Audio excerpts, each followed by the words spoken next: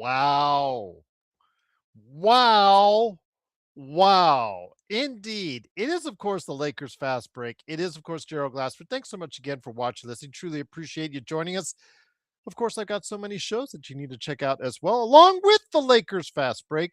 Pop Culture Cosmos, where we cover the latest news and trends in pop culture each and every week, twice a week, wherever you get your podcasts. On the latest Pop Culture Cosmos, we go ahead and make sure we got you covered with our thoughts on the Box Office Fantasy Challenge Part 2. We talk about the movies that might dictate the box office this upcoming year. So go ahead and check it out today on Apple Podcasts and also Spotify as well. The Pop Culture Cosmos. And also later on here, in just a matter of days, you'll get to see it on the Lakers Fast Break YouTube channel and, of course, the Pop Culture Cosmos channel as well.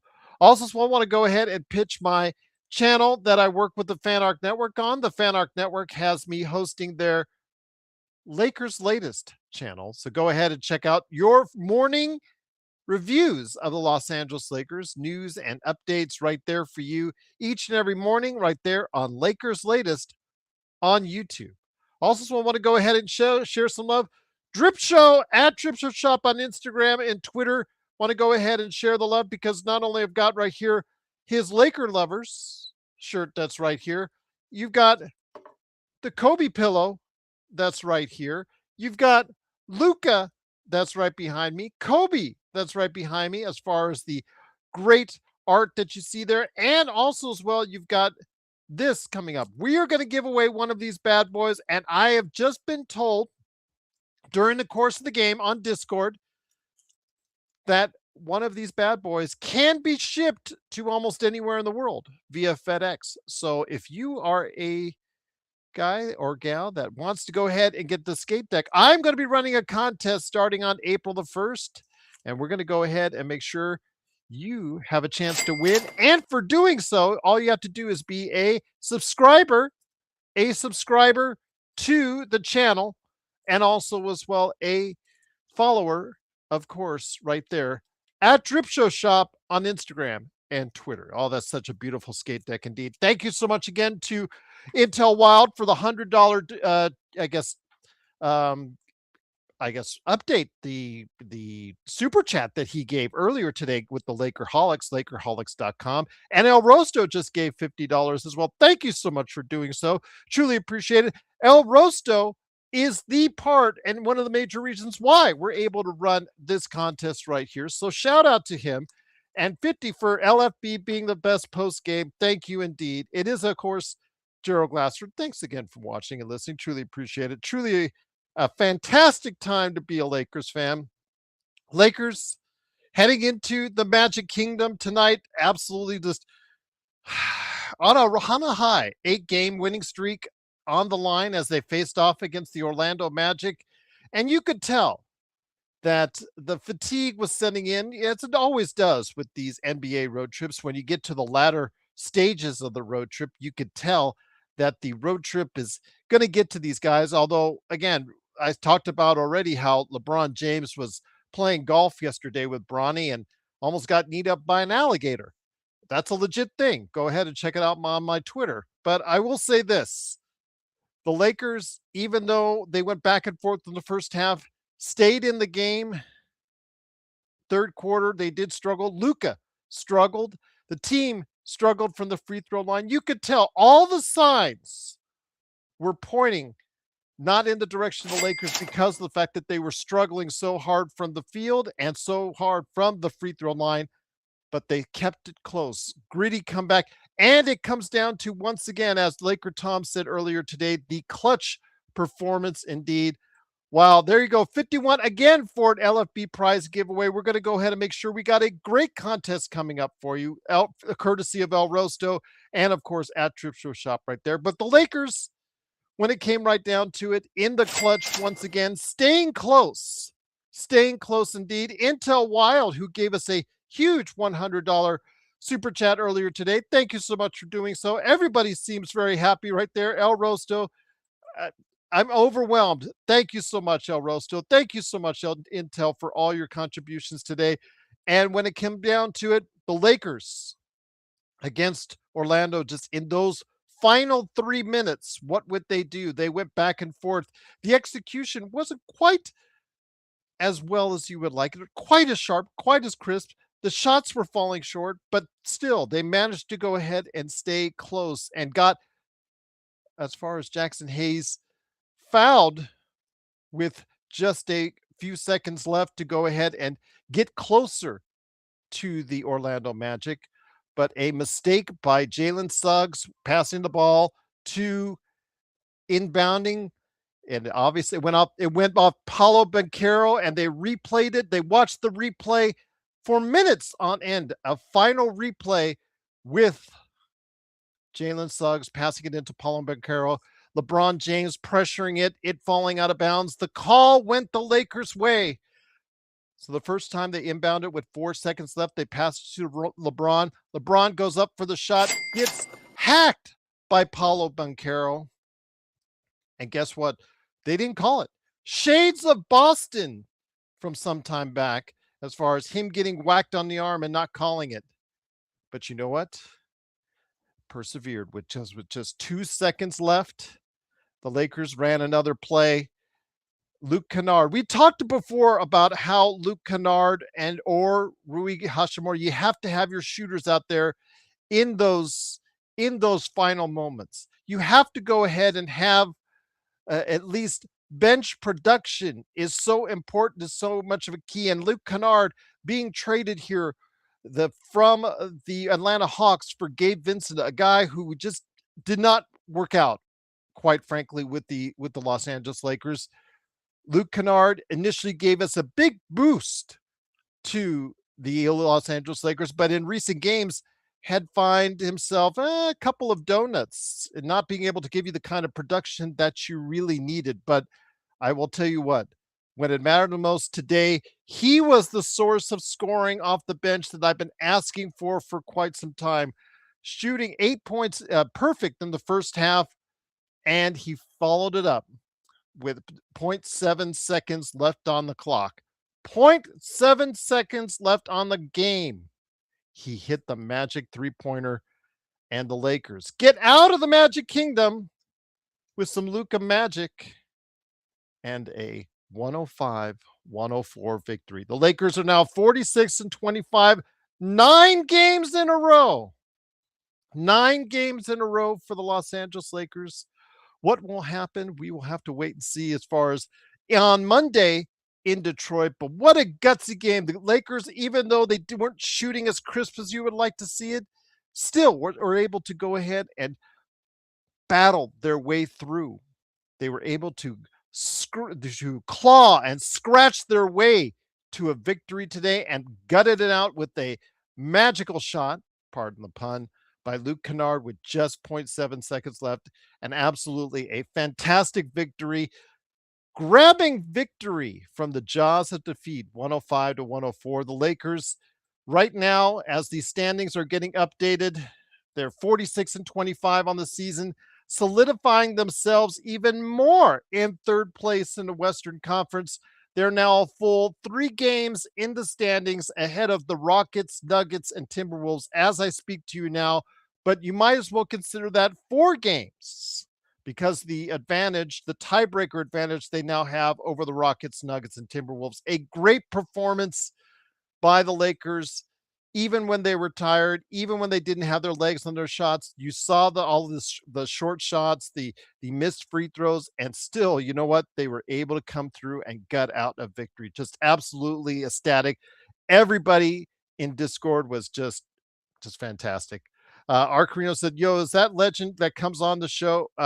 Legend, he is hoping he'll stop by. He did not go see the Golden State Atlanta game. He got tickets for next week for a game in Atlanta. So I'm sure he's looking forward to that. So hopefully he'll stop on by. It is, of course, Gerald Glassford. Thanks so much again for watching, listening. Joe Soro hopefully will be here because I cannot be on for very much longer. So I'm looking forward to that. But Intel Wild, truly appreciate the generous super chats. El Rosto, truly appreciate the super chats as well. Theo says, no Cade. Yes, he is out for an undetermined amount of time with a collapsed lung. So yes, and no Nuka next game. Still think the Lakers get 10 in a row. Indeed, we'll see what happens, but absolutely a great performance tonight from this team. A gutsy performance. They were able to stay into it. It wasn't pretty, but the Lakers got it done tonight with a magical shot. Pardon the pun once again from Luke Kennard with the three.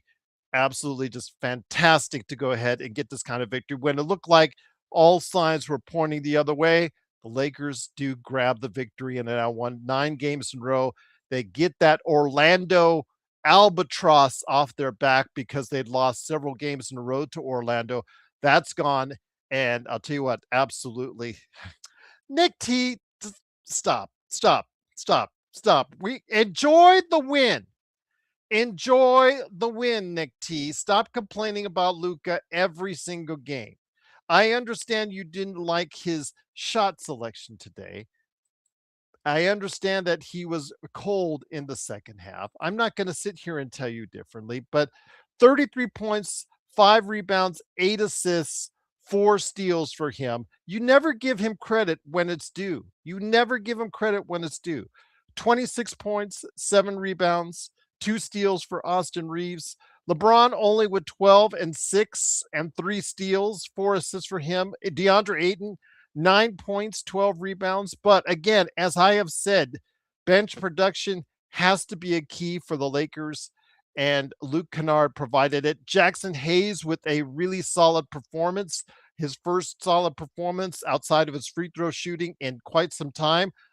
With 8 points and 7 rebounds, absolutely came up big today for the Lakers, especially at the end of the third quarter and into the fourth. He came up with some big plays, 3 block shots. This is the type of gutsy performance where you take a game where it doesn't look like it's going to go your way and make it your way. Absolutely, indeed. But it is, of course, the Lakers fast break. Truly appreciate to have you here.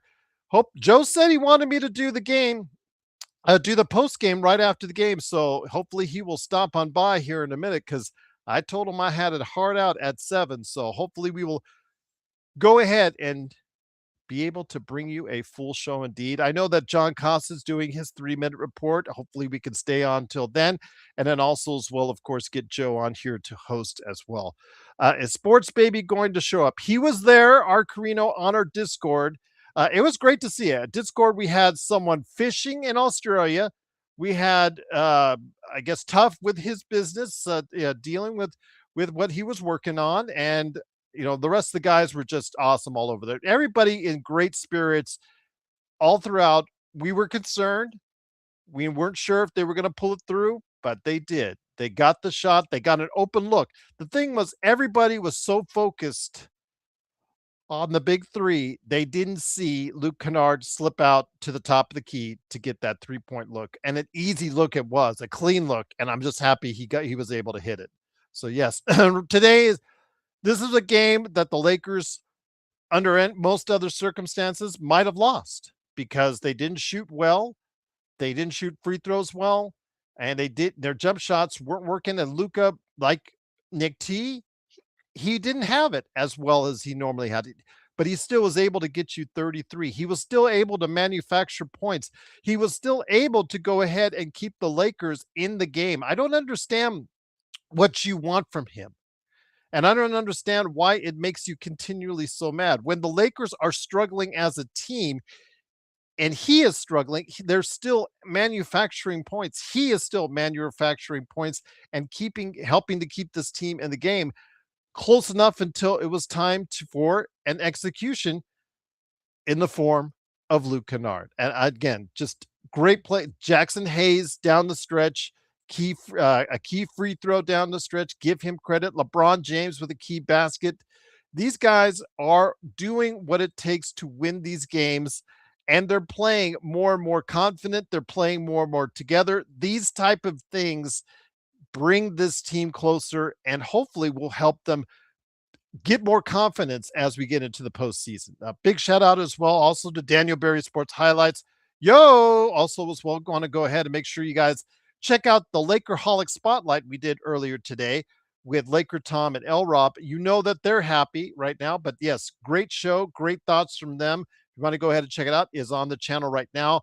I'm also going ahead and if you get a chance, check out the NBA observations I did with Legend, the one I did with Matt John, and I'm putting in LFB clips here and there and shorts. So go ahead and check that out as well. I'm putting out a lot of content for you guys, and I'm hoping you're enjoying it right here at the Lakers Fast Break.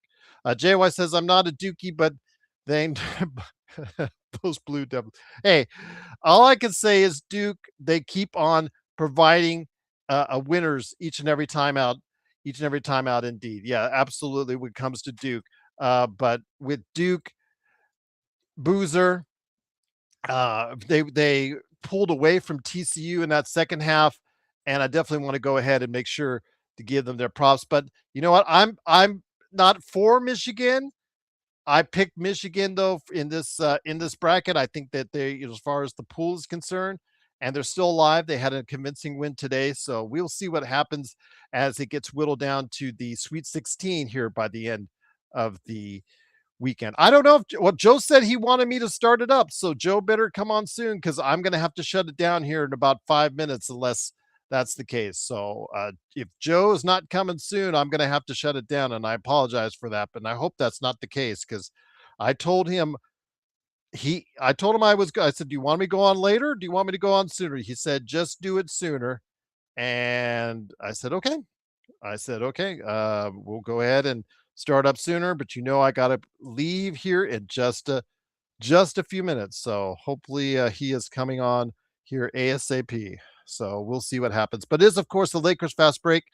Yes, the one thing I did want to mention as well before I head on out, there was a double technical earlier in the game. I know that most of you guys saw it. It was a back and forth between Goga Batazzi and Luka Doncic.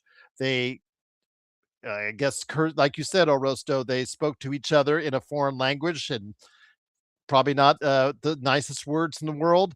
Both were assessed a T, a double technical, and right now, as it stands, if it holds up, it will be a suspension for one game for Luka Doncic for Monday's game. I repeat, if it holds up, the league will go ahead and assess it and whether or not they want it, because the Lakers will appeal it.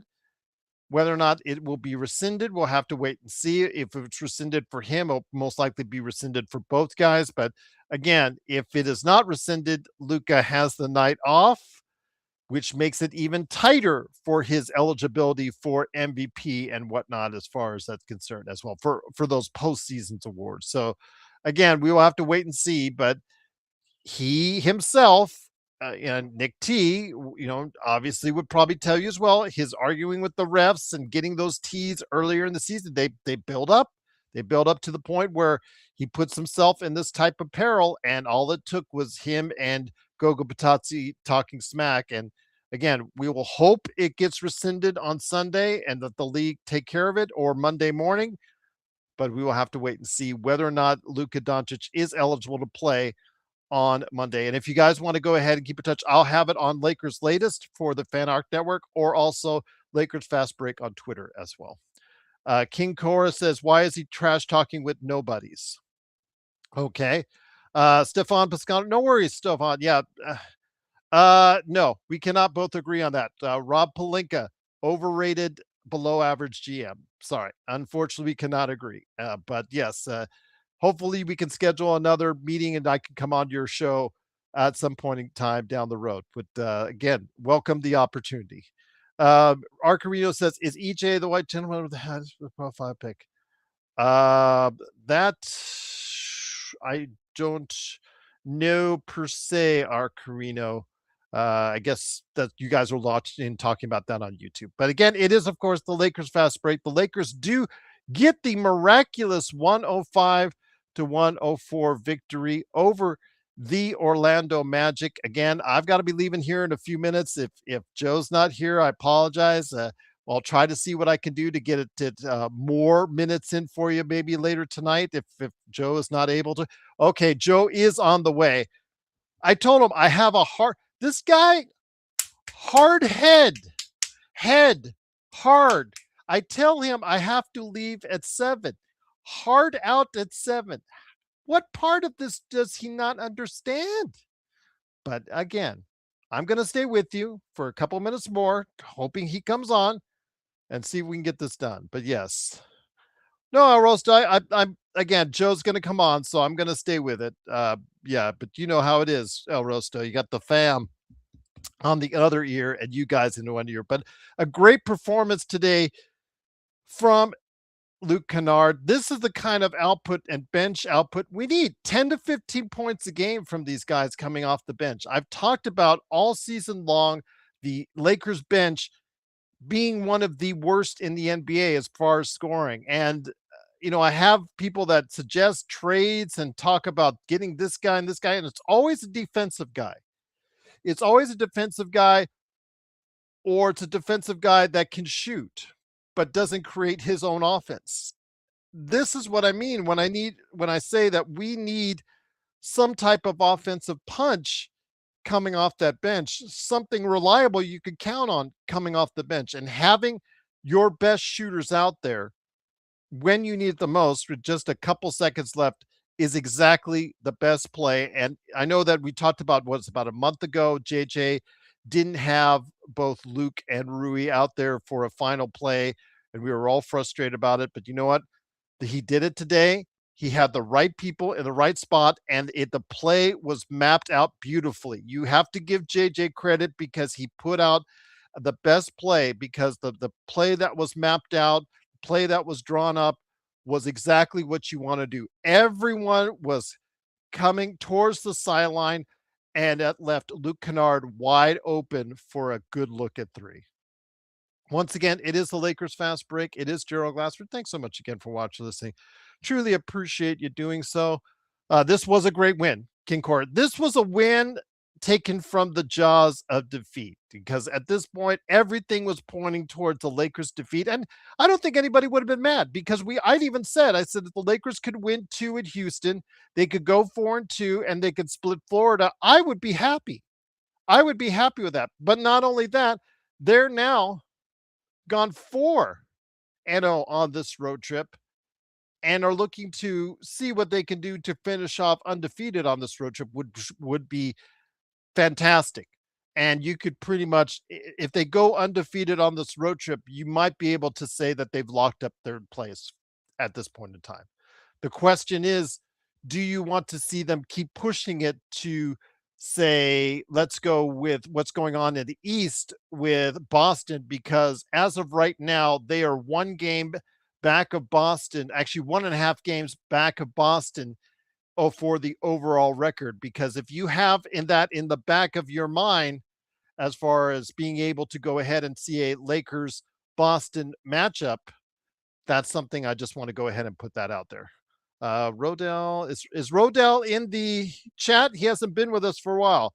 Rodell, I hope all is well if you're out there, my friend. But once again, it is the Lakers getting the victory tonight, 105-104. And here today, hopefully, to go ahead and talk about today's show and take over for me, good man of deeds, so I don't get roasted, pardon the El Rosto joke there, by my own family. It is, of course, the guy behind Simblades, Simblades with a Y.com, the guy behind the Joe Soro experiment. Before I head on out, Joe, before I set it up for you, I wanted to once again thank so much Intel Wild and El Rosto for the generous contributions. What did El Rosto send this time? What, $5? No, he did 250s. He did 250s. 250s, really? Yes. And then earlier today, Intel did 100 to make up for the. Remember when I did 3 shots on the air? And no, Intel's in. I'm not worried about Intel. Yeah. Okay. Well, El Rosto and his $2.52. Yeah. What is this? What is this? What are we buying lemonade in 1989? Like, what's going on here? So but today they generously gave, and I'm very appreciative for it. But Joe, let me set you up before I head on out. The Lakers, again, that second half looked like tired legs. Their jump shots going short, the free throws not connecting, but they still managed to fight their way through to stay close enough. And that's all you need. Give yourself a chance to win. And in the final moments, a key error by Orlando opened the door for the Lakers. Now, first off, LeBron got hit again on the arm, shades of Boston years ago, but it was made up for by a brilliant drawn up play by JJ Redick. Everybody came towards the sideline. There was one guy going out, and that was Luke Kennard who hit the game winner. I said before on the Discord, it's the old adage, Joe. When you're on the road, you go for the win. When you're at home, you go for the tie. In this case, the Lakers went for the win, and they got it tonight, Joe. And everyone, have a great evening and have a great weekend. Thanks, Gerald. The what came out of this game was a few things. In terms of the game, we had what I believe will be a playoff type style of play that Orlando has now 2 times in a row played against the Lakers. The first one obviously went Orlando's way. The Lakers kind of lost a little bit of focus towards the end, and Orlando ended up pulling it out, and I think it was a 1-point win. And then tonight, a lot of missed calls that didn't go the Lakers' way. I don't mind a physical game. I don't mind the refs not calling fouls as long as it's even. Even if there is a foul, as long as it's even, I'm okay with it because I think in the end it builds character. And tonight, the Lakers built something tonight that I hadn't seen with this particular team. I thought I saw it in the Miami game. I thought I saw it in the second Houston game. I actually saw it more tonight because all that frustration didn't phase them. They were frustrated. Even LeBron's 2 incidences where he should have got a foul call, he reacted, but he wasn't overly reactive. They stayed focused to the point where LeBron was able to create enough diversion in that inbound that Orlando did to where the ball went out on Banchero. They got the ball back. I thought the play they ran was great. I mean, it left. First of all, JJ had 2 calls in that where the guy was wide open. The first one was LeBron. I thought LeBron had a layup. Like I thought he was going to dunk it, and then he kind of hesitated a little bit because I know Banchero is a big guy. Thought he let him go over, but then Banchero, I guess, used his athletic ability to do what he did. And then after that was everyone doubled on LeBron and worried about Luka, and there's Mr. Kennard. And the second that thing left his hand, it's so weird that this is the conversation today. I was talking about the Robert Horry shot today with someone and how as soon as that ball went up, we all knew it was going in. And it got nothing but net. And that's exactly what happened today with Luke Kennard hitting that shot. I mean, I watched it at least 3 or 4 times. I mean, it didn't hit anything. It was completely just net at the gorgeous sound that you hear. Hey, you doing, Greg? What a game. What a game to build metal. What a game to really, really look at in terms of the overall result of this road trip alone. We were talking about, man, they had a really good homestand. And if they can somehow manage a 4-2 run here, but if they go 50-50, it is what it is. We weren't expecting them to win as many games at home the way they did, right? But looking at the schedule, man, I'm like, I'm looking at it right now and I'm going, is this really what I'm looking at right now? I mean, are we really looking at the first 4 games, especially in the freaking East, in the Southeast? In the Southeast, Texas is not the South, but some people still think it is, right? It's a 2-hour difference, right? It's not 3, but I'm looking at the schedule. I'm going, man, the Lakers are WWWW. Houston, Miami, Orlando. Wow, I don't even remember. I don't think I've ever seen that. Maybe it happened in the 80s. I don't know, but I have never seen that. I've never seen the Texas 2-step win, and then Miami and Orlando win all in the same week. It's not even a week. What is it? 6 days? 5 days? So not only did you test your mettle a little bit, you came through all the BS. You played playoff basketball, and the first Houston game, you could say a little bit was kind of like that because everybody was missing shots. But I think that was just more shot missing and then playing hard defense. Tonight, it was just missing. They were like bumping and grinding. That's what they were doing, and they were able to muster just enough to get this thing going. And it's hilarious that when we talk about Luka Doncic, he had a bad game. I'm putting the bunny ears on this for the Apple and the Spotify crew. I'm putting bunny ears on this. Luka had a bad game. He dropped his average. If he had dropped 43, this game would have been done in probably 5 minutes. So Luka didn't have a good game. LeBron had for his standards, a pedestrian game, although there were plays throughout the 48 minutes where he was clutch. Reeves came through. I thought Jackson Hayes played amazing defense. DeAndre Ayton was getting rebounds tonight better than I'd seen him in a long time. Kennard hit a great shot. I mean, the Marcus Smarts were battling. I know Laravia's struggling shooting, but at least he was doing something on defense. So a grind out late year game like this, after they just won 3 out of 4.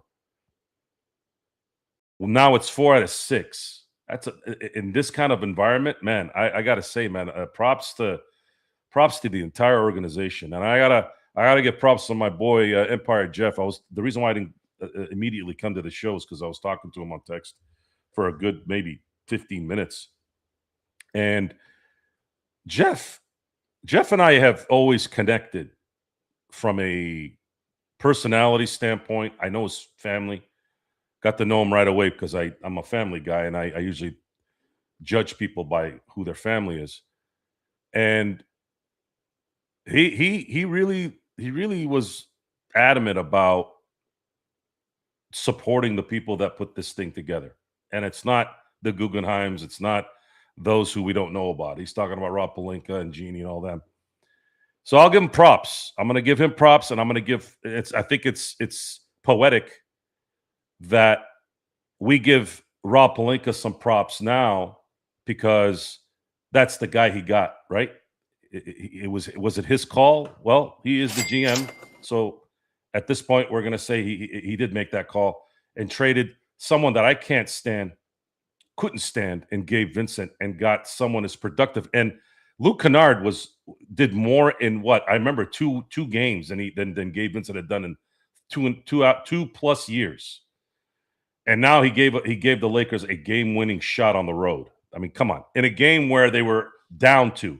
That shot is a different shot when you're down. Just a slight bit.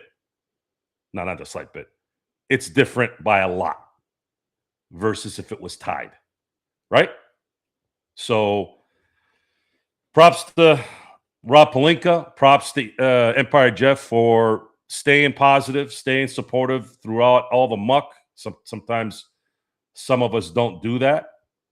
And if that's the case, if I got to eat some dirt because I maybe over-exaggerated certain things about certain people. Now, my thing with Rob Pelinka is not always generally around the basketball operation issue. There's something about Rob Pelinka that sets me off. And I'm not going to really get into that because this is a happy moment. I want to talk about the Lakers.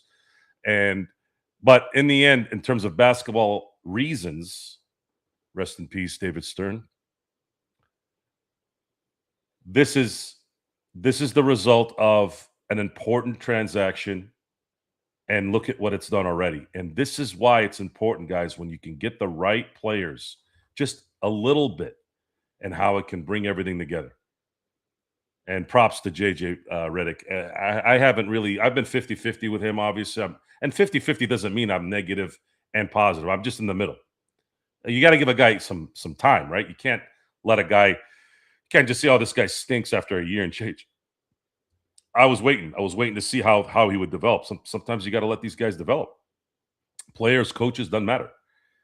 But JJ Redick's 2 calls there at the end were something that was beautiful to watch, because we've been having the Lakers haven't been having problems inbounding the ball. Not lately, but when they were, and it's nice to see that in both cases there was wide open players ready to receive the ball. One should have gotten a foul call. He didn't, but then it resulted in the other one getting an even more open shot and then hitting the game winner. So props to Rob Pelinka, props to EJ, props to LeBron and the whole Laker crew, the whole organization, and everybody that's been following the Lakers intently. It's tonight's game was just amazing. I thoroughly enjoyed it, because I also thought that this is the kind of game the Lakers needed to play so that they can get ready for what's coming.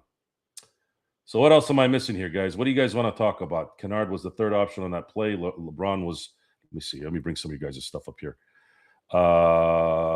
Rosto. Kennard was the third option on that play. LeBron was the primary for the win.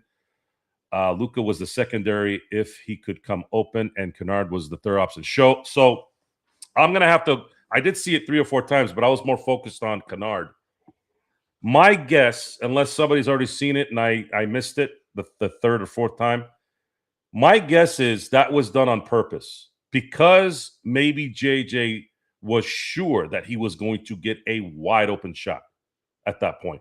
And the reason why that shot makes sense is also for the fact that they didn't have enough time. Luka lusually is better dribbling a little bit. LeBron isn't really good at catch and shooting. Luka usually needs to have a grip on it a little bit, needs a couple dribbles. Whereas Kennard, he's a shooter. And by the way, statistically, he's the best shooter in the league, 3-point shooter in the league. So when he got that ball, much like Robert Horry, he got his little kickstand thing going, shot it, and it was nothing but net. And it makes sense, wouldn't it? Right? I mean, even if he had missed it, when you look at how he shot it, that was a confident shot. It was a confident shot from a guy that knew he was getting the ball. He was prepared. He was prepared. And whether he was the third option, first option, second option, I don't know. It felt like he was the first option. It really did. I felt like it was the first option because of how wide open he was. And when they go in, you're a genius, right? But even if it hadn't gone in, that was a great shot. Kind of reminded me a little bit of this was the negative part, right? It reminded me a little bit of the shot in Game 5 in the 2020 Finals. How LeBron had the ball, and we thought he was going to go to the basket, right? I mean, that's what I thought. And we're sitting there and we're like, what was it? Do you want to give it to Danny Green? I mean, he was wide open. Probably should have made it. Was kind of upset, right? It's a finals game. It's a little different than the regular season game.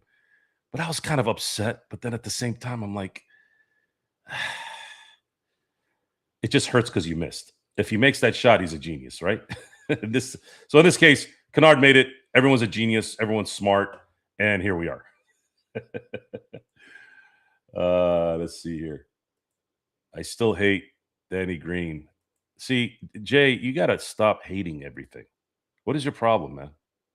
Love is the greatest gift of all. Let's see here. Where are we? We got another super chat from Intel. The smart inbounds pass to Kennard reminded me of a Rondo clutch pass. So let's do this. I saw this, and I'm glad you brought it up, Intel, because this is not the first time. Speaking of last-second shots with really nice pass, you remember a couple weeks ago? Remember the shot that Reeves missed? That smart like laser to him, perfect laser. This time it went in.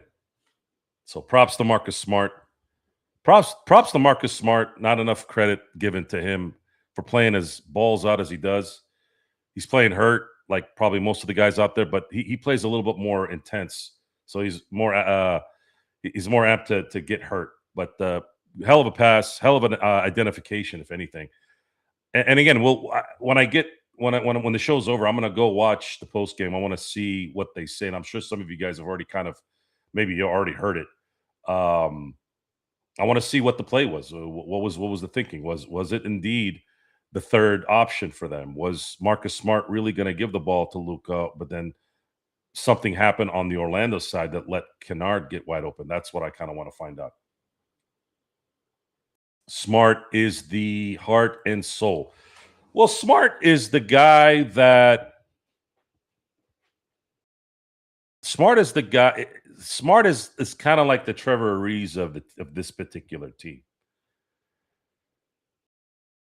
And he's very experienced. So when they get in the playoffs, they're going to have a chance to see who he is and what he is even more. I think that's where I know in Boston it didn't work out for a title, but I don't know necessarily if that was the issue on why they didn't win a title. I thought it was other things, maybe just too happy at the three, not enough inside presence, not enough domination there versus certain teams that could adapt to just allowing these guys to shoot threes all game long. 2024, I always say, I wonder how things would have been in 2024 if they had faced some competition in the East because they were pretty fresh because every single team they played in the 24 run in the East, all the one options were injured. So we'll never know. We'll never know. Hold on, I can get a message here. I'm going to give you props right now. Okay. So, anyways, where are we at here? Let's say we're going to be giving flowers all evening today.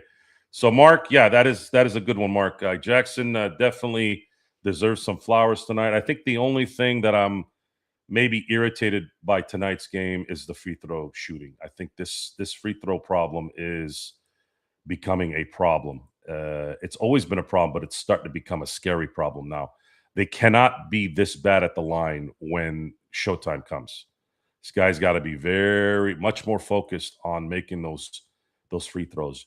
I can't expect Jackson Hayes to be a good free throw shooter, but I have to say Luca needs to be better at the free throw line. We've been saying that's really his only weakness. And DeAndre Ayton, I know missed a few tonight, but he's got a little bit of a shot there that should be consistent. Um, Other than that, I guess 10 missed free throws is too much. And Luca cannot miss 3 free throws a game. That just can't happen. If he's averaging 10, he's got to hit 9 and 8 or 9 a night. Every night he's got to hit 8 or 9. It makes a difference. That extra point makes a difference. But looking at it, everybody else, Laravia is struggling on offense, but again, his defense is good. Jackson Hayes doing his thing, and as he should. Rui was looked a little bit. I don't want to say intimidated, but it looked like the physicality kind of threw his game off a little bit. Uh, thank God for somebody like Kennard that kind of covered his ass on that off the bench. But if that's the case with Rui, Lakers are going to have to do something about that at the end of the year. Obviously, they may have to let him go if this is how he plays against stronger, more physical teams. Let's see, where are we here? Robert Wheeler, my friend. Joe, do you think there's any team in the NBA having more fun right now than the Lakers? They are screaming, hugging, laughing, playing with so much joy. It feels like they're at an all-time high. I think probably not because this is fairly new for them. I believe teams like OKC, maybe the San Antonio Spurs because they're young and they're kind of on the come up. But I think the pressure in San Antonio, Oklahoma City, the fact that and as great as Wemby is and as great as SGA are, they're not LeBron James and Luka Doncic. Those guys come from a whole different like notoriety area, right? There are people in this country that wouldn't be able to pick SG out of a lineup that watch sports to boot. They'll be able to pick out Luka and LeBron. And then on top of that, I bet you half the country don't even know where Oklahoma City plays, but they know where the Lakers play. So when you have that kind of pressure and that kind of spotlight, you have, and then you win, it becomes more euphoric because all you've heard for a better part of a year since Luka came here is negative. Negative about LeBron, negative about Luka, quote unquote, not playing defense and complaining to the refs too much. We've recently this year dealt with the DeAndre Ayton going AWOL a little bit. We've dealt with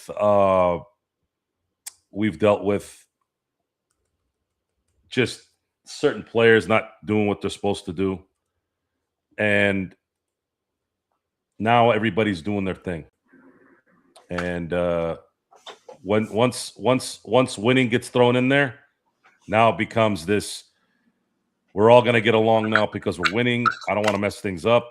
And on top of that, when LeBron has accepted his recent future, and right now his recent future is unknown, it brings everybody else together. Because if LeBron is going to be content with that, then they're going to be content. And that's not coming from me. We all heard what Austin Reeves said in the last game. Hey, Austin Reeves wanted to sit that Miami game until he found out that LeBron was going to play. As soon as he found out about LeBron playing, he's like, I can't let a 41-year-old make me look like a you know what.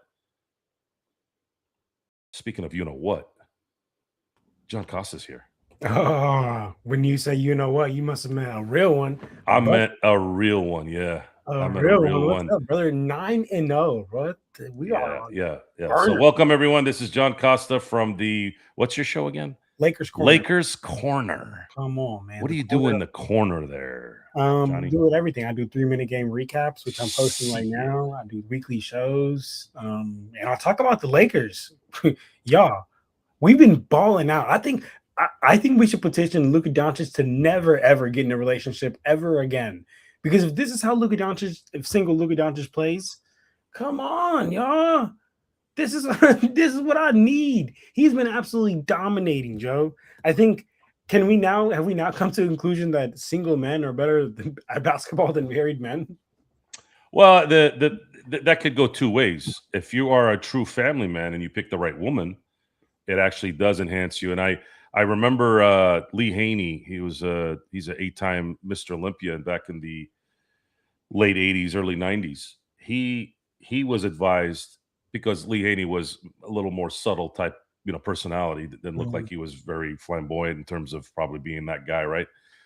He had some of his mentors say, Lee, you need to continue to do what you're doing, and you need to find yourself a girl to settle down with, because when you settle down in a regimented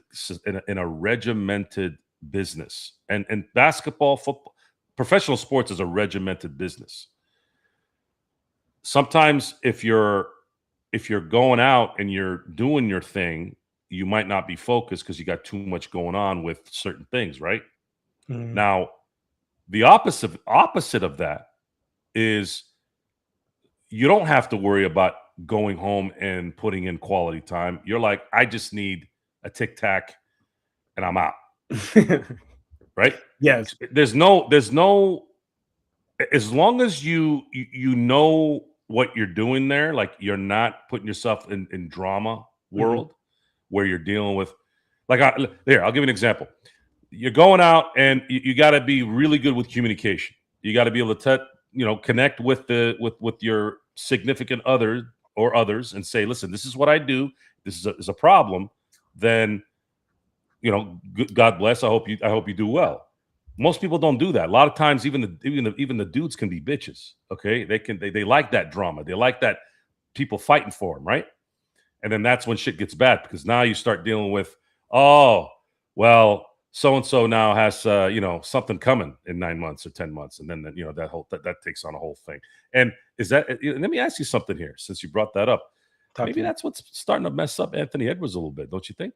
Might be. All that money coming out of his pocket, all that girl tripping. You think it's easy? Oh, I'm just going to throw $1 million and she'll go away. That's not how it works, dude.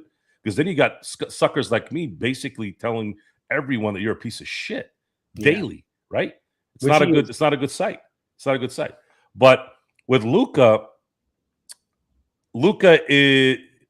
has the ability, much like Kobe, much like Tiger, much like the Jordans of the world, when they have outside distractions, they harness that negativity and they turn it into, I'm gonna bust your ass. I'm gonna bust everyone's ass. And that's how he's built. He had a horrible game tonight and he still dropped his average. How about that? Come on, Joe. Jay White said, can the Lakers beat the Pistons since Luka's not going to be playing this game because he's suspended?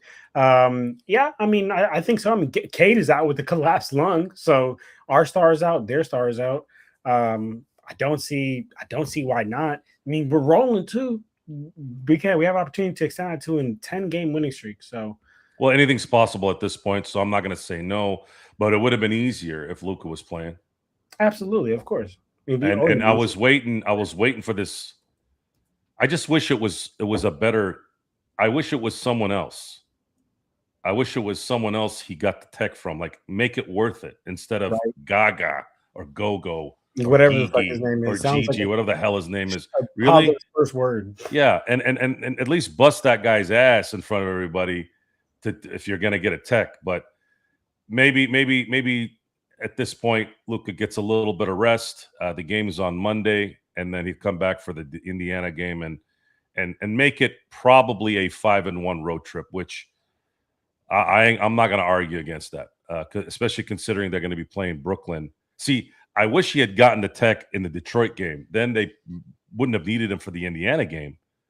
Really, I think that would have been good. Now, correct me if I'm wrong, John. What happens after this? How many does he have to get the next suspension? I think he has to get to I think he has another 5 to get the next suspension. So they move it 5 more. So he has to get 20 to get another suspension.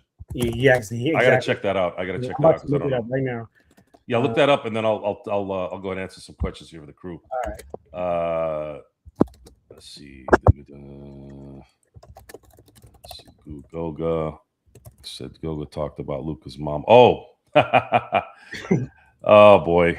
JJ said that Goga talked about Luka's mom in another language. That's why you got the tech. Damn. So this is kind of scary, Joe. Okay. Listen, so you receive a suspension on the 16th technical, and then 1 additional game suspension is triggered for every 2 additional technicals. So on the 18th, on the 20th, on the 22nd. So that's if he gets to 18, that means two game suspension. Yeah, exactly. Yeah, Okay. if he gets another, that's another game suspension. Damn.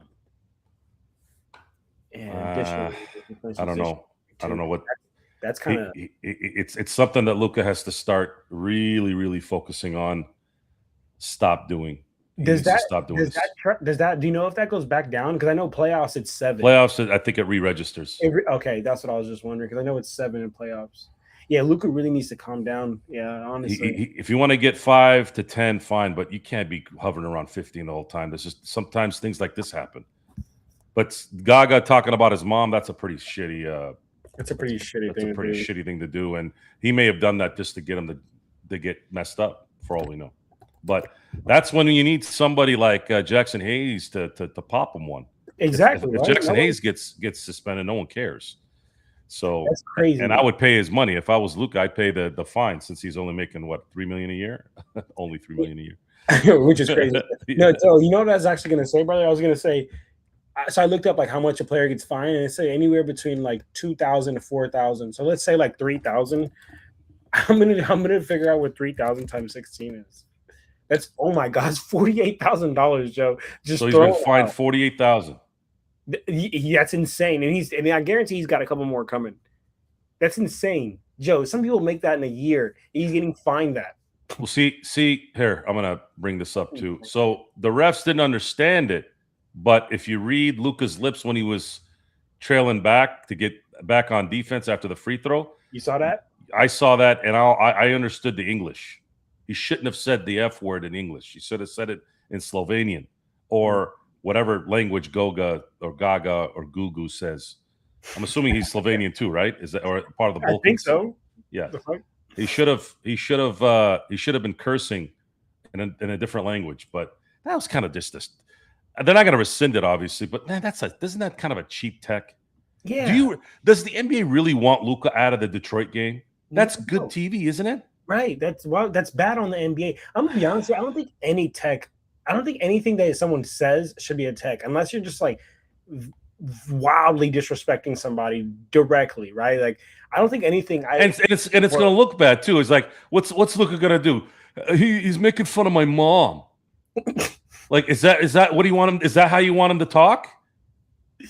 Hey man, he said something about my mom.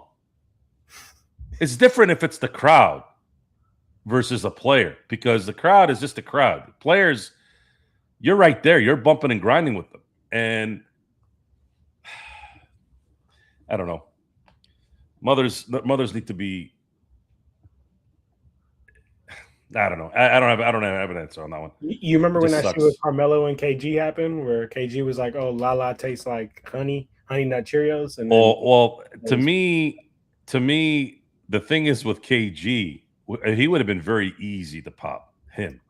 yes, because he's a studio gangster. Mm. And if you don't believe me, go on YouTube and put Anthony Peeler, Kevin Garnett on there. I'm gonna look that up, and you'll see one of the best. You'll see one of the best crack shots that you could get in an NBA game without things getting escalated. Kevin Garnett fight. I'm about to look this up right now. It's on YouTube. Yeah, if you want to pop it in here, you can go ahead and show it to everybody while I answer some questions here.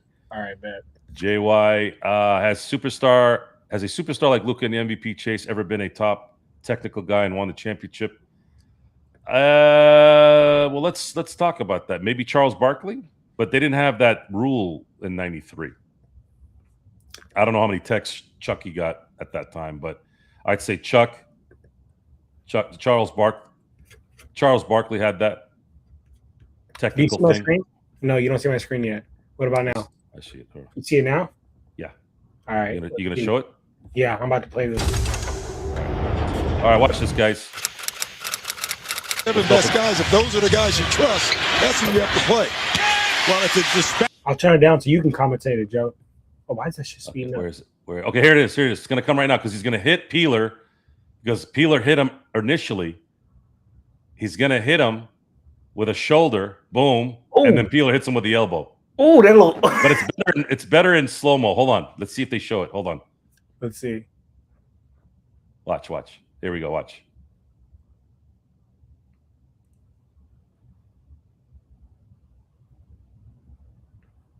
Show it.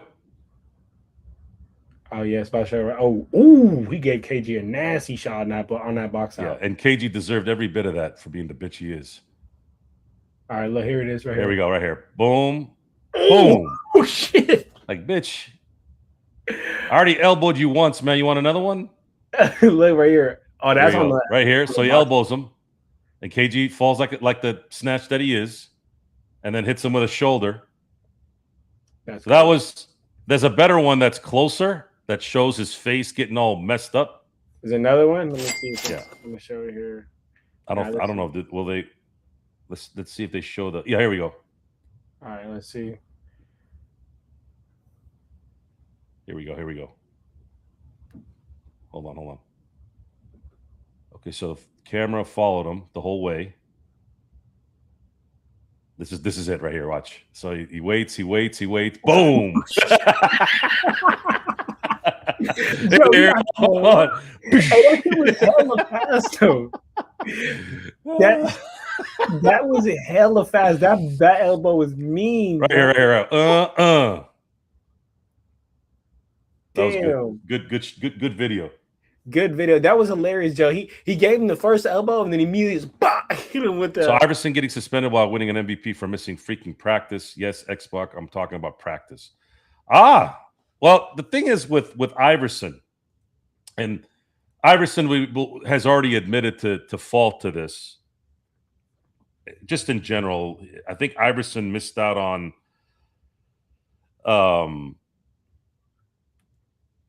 Iverson.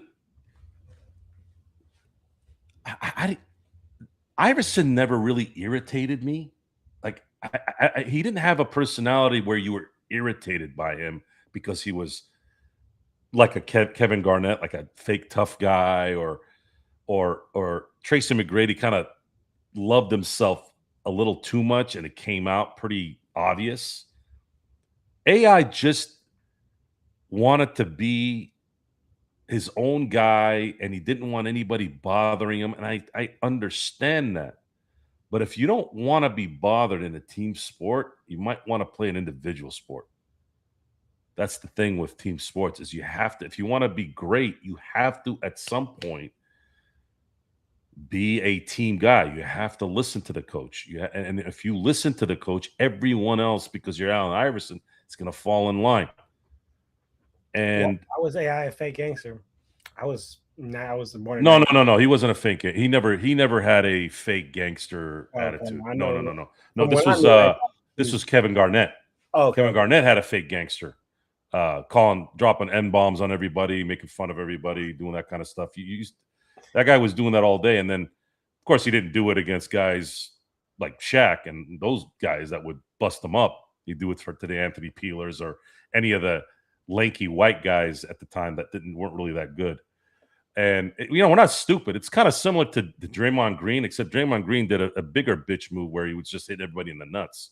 Mm-hmm. So the Allen Iverson thing was more about his stubbornness to understand that he's in a team sport and you have to work at the job. We know you're gifted, but as soon as his gifts started to dwindle, that's when he started to dwindle. Much like this is where he does compare to T-Mac, to Vince Carter. None of those three guys put in the work after the fact, which is why Kobe passed all of them in the end.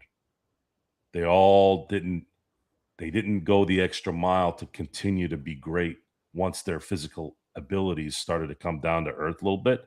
They couldn't cover that empty space with better fundamentals, better outlook on the game, the obsession of the game, so that you can always not get bored when you want to go and keep doing something at year 14, year 15, year 16.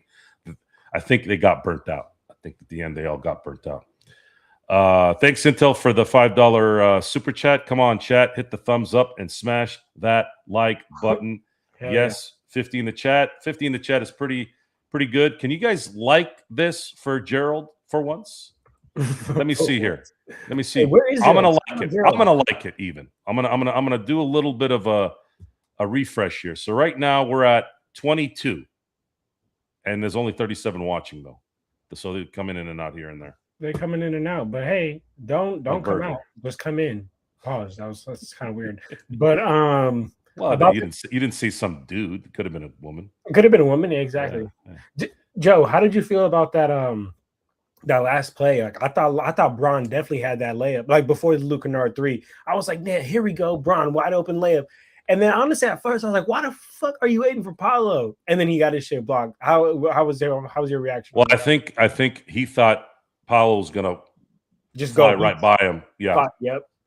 And honestly fouled him, to be real. And that, so at the beginning of the show before you got here, we did talk about both plays. Okay. I thought they were both brilliantly called because, and I have to wait and see if Kennard was in fact the third option. I don't know if that's true.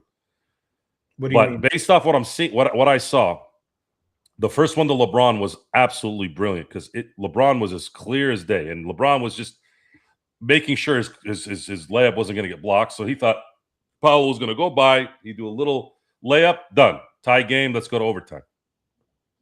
Instead, he got fouled, but they didn't call it a foul. Definitely. Went out of bounds, went back to the Lakers. Fine. That was happening all game long, by the way. Mm-hmm. All game long. And I know that I think I read that Reddick said something at the press conference that the refs kind of were not doing certain things. My thing is when you're playing a physical game like this, and this was a physical game all 48 minutes, yeah. I don't really hold too much to the refs when it comes to that. Because if they're calling those kind of things for both teams, I'm okay with it. I didn't see a ref issue tonight. At least I didn't, because of the physicality of it. And in the end, too, is the Lakers needed this again from Orlando, because Orlando did this somewhat, wasn't as physical as tonight, the first time they met in LA, but it was a close game like that one. This one was just more physical. So you're tired. You're on game 4 of 6 nights, and you're tired. Luka looked tired. He couldn't, his shot wasn't going in, even though he came out the gates. And I think he kind of burned himself out coming out the gates the way he did.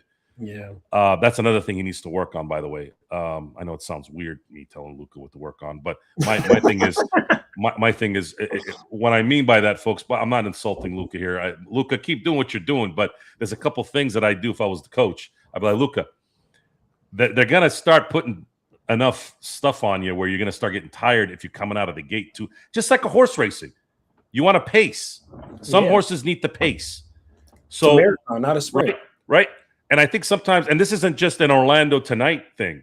There have been games in the past where he comes out, drops 15, 20 points in quarter one, and then he can't, go all the way with it. That's a lot of games, to be honest with you. A lot of games he'll have like 15, 12 in the first and 4 in the second. But with that, after this is, I got to get back to what your question was. You had a wide open layup. Mm-hmm. What happened. They get the ball back, and then there's 2.7 seconds left. And Marcus Smart, who at this point is the best inbounding player on your team, and then Laravia's, I think, second. Mm-hmm. Keep giving the ball to Marcus Smart because this is the second perfect pass he made. The only problem was the first one. Unfortunately, Reeves missed the shot. But this one, him finding Kennard, whether he was the first, second, or third option, was absolutely perfect. He got it within stride. Kennard broke that wrist, snapped that wrist. And I mean, as soon as I saw him snap the wrist, that shit was cash. I knew that shit was fucking done. I'm like, that is in. And it didn't just go in. It was swished in.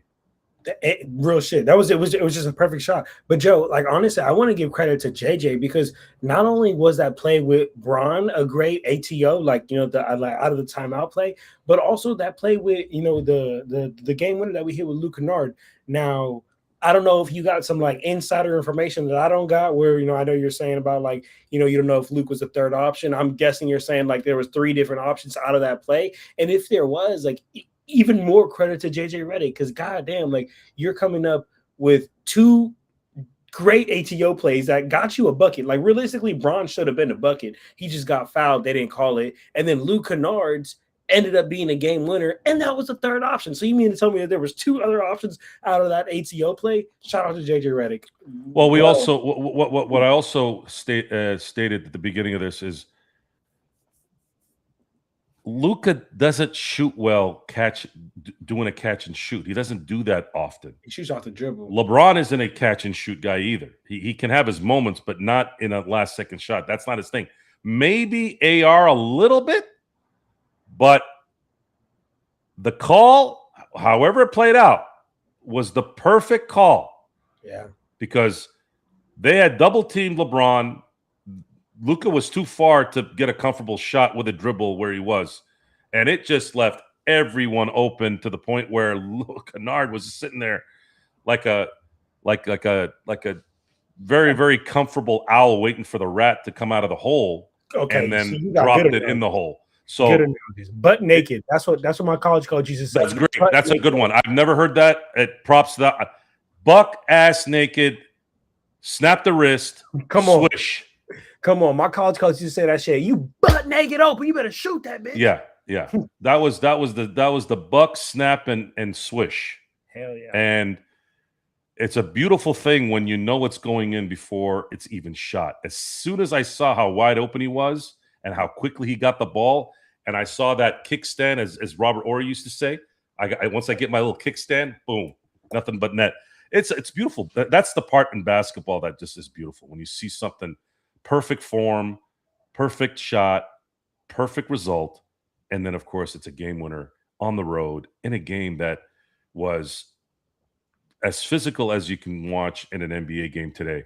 And it was fun. It was fun because it's, when you win, it adds more to it. Joe, real quick about that. I was going to say, so I like your point that you made on like, LeBron and Luka not really shooting like game winners, like catch and shoot.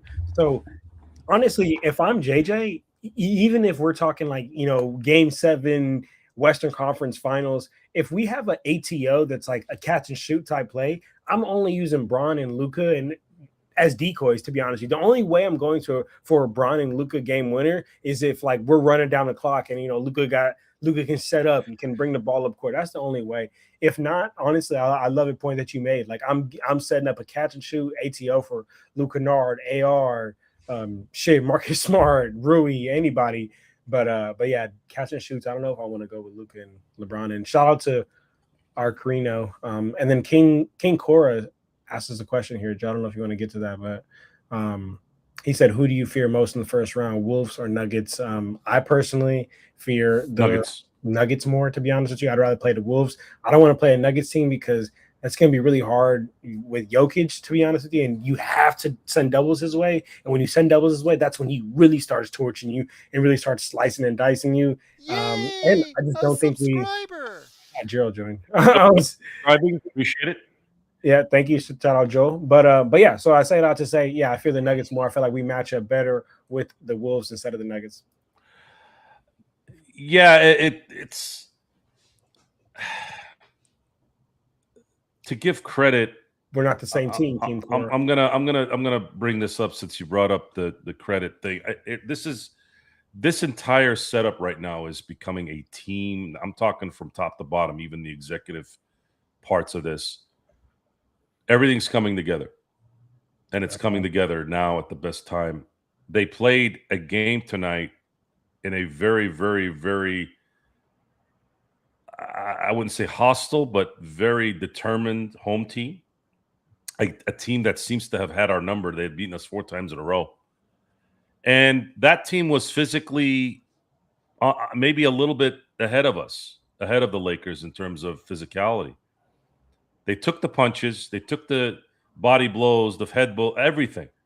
And in the end, it not only was the physical part that got figured out a little bit here, also the mental part, because the refs may have not been giving them what they want and may have not given them what they want. And anyway, I know that for sure the Magic are complaining about that Banchero out of bounds call. That shit was out on him. Fuck you complaining about? Again, they'll look at that footage, especially. And by the way, someone had mentioned on Lakers Ball, my main site that I go to, how come when the Lakers have a call, how come there's a F-16 camera that can be seen from freaking Kuwait to watch what's going on with LA? Every time something happens that's not favoring LA, it's just one angle. And then as soon as it's LA Lakers, it's like, oh, we got the Zapruder film. We have spies in the rafters in Orlando. They had that in Orlando. Where is that in LA? I thought LA was cameras and Showtime and all this technology and shit. How the hell did that guy? How the hell did they get that drone? Look, that was hilarious. That was crazy. But the thing is, in the end, you didn't know how. You couldn't see if it hit off LeBron. Therefore, the refs have to go with the call on the court. Yep. That's normal. I've seen enough to where that call's gone against the Lakers, even though there's no definitive proof. And you can't even tell at that time, did it really graze his shorts? You can't really tell. Hit Pablo's hand. So you got to go with the call on the court. If it was Orlando ball, then they would have given the ball to Orlando because there was no determining factor, 100% inconclusive footage that said, yeah, it did go off this guy. So Lakers got the ball, and JJ had 2 amazing out-of-bounds calls that, in my opinion, were at this point, he's starting to get really good at that, and he did it twice in a 4-second manner. Very excited about what's coming here, guys. I'm very happy with the team. I'm very happy with everything, and I want to give props to all of them: JJ, the players, Rob Pelinka, ownership, the new ownership. Everyone right now deserves credit for creating what's going on right now, and I was proud of them 3 games ago. I'm proud of them 2 games ago. I'm proud of them a game ago, and I'm proud of them now. And if this is how they're going to play, win or lose, I'm going to be proud of them in every game, and that's a beautiful thing. Heck yeah, Joe! You gotta be proud of your guys, man. When you do well, you have to be given credit. That boy gooseneck. Cash, credit, layaway, whatever you want to do. What do you say? We saw gooseneck release from Kennard textbook. Is that what they call him? Gooseneck? Gooseneck? What the hell's gooseneck? I know it's a goose's neck. I think he's talking about the release though, because a goose's neck. Oh, is that what it is? Oh, because he's talking JY, about that's good. How have I never heard that? I can't believe you never heard butt naked open. No, man, I've never heard. I've heard Buck standing there buck naked, but never buck naked open. No, is that a NorCal thing? I heard it. My college coach told me, so I don't really know. What's up, baby? You good? Is this the great day of canards? By the way, you know what a canard is? I don't, but if it's something it's so when he said gooseneck, it started playing in my head like funny. Canard means duck. Oh, okay. So maybe it's not a gooseneck. Maybe it's a duck's neck. It's Luke's duck's neck. Yeah. That's a knee slapper, Joe. Where the hell is? Oh, I'm not on mine. I'm on Gerald's. Where's Gerald? I'm on Gerald's $2 a month program here. Damn. Shout out Gerald though. Let's see. Luka isn't efficient at catch and shoot. I agree. You can tell by his flat free throw shooting. That is an excellent point, JY. That is why he usually needs to dribble a little bit to garner, to handle that feel of the ball, and then get the shot going. Also, just to get his legs under him. And he needs to usually go to his left to get the full extension. If he goes to the right, he ain't Kobe, man. That's the part when people say, "Oh, Kobe and Luka." And I'm like, Kobe could make a shot going the opposite way. You know what? And get separation. So you know what was wild to me, and I was older at this one, so I talk about the 81-point game all the time. That was wild to me, but I was 7. But what was really crazy to me, and I was older, I think it was like damn near already a teenager. Remember when Kobe tore his right rotator cuff and he was shooting that bitch with his left, fading away, and when shooting with his left, that shit was out of this world. Yeah, he was showing off. That was in 03. Yeah, that was okay. Oh, really? Okay, well, I remember that like he tore his labrum. Yeah, that shit was crazy. That Kobe entered his prime in 03.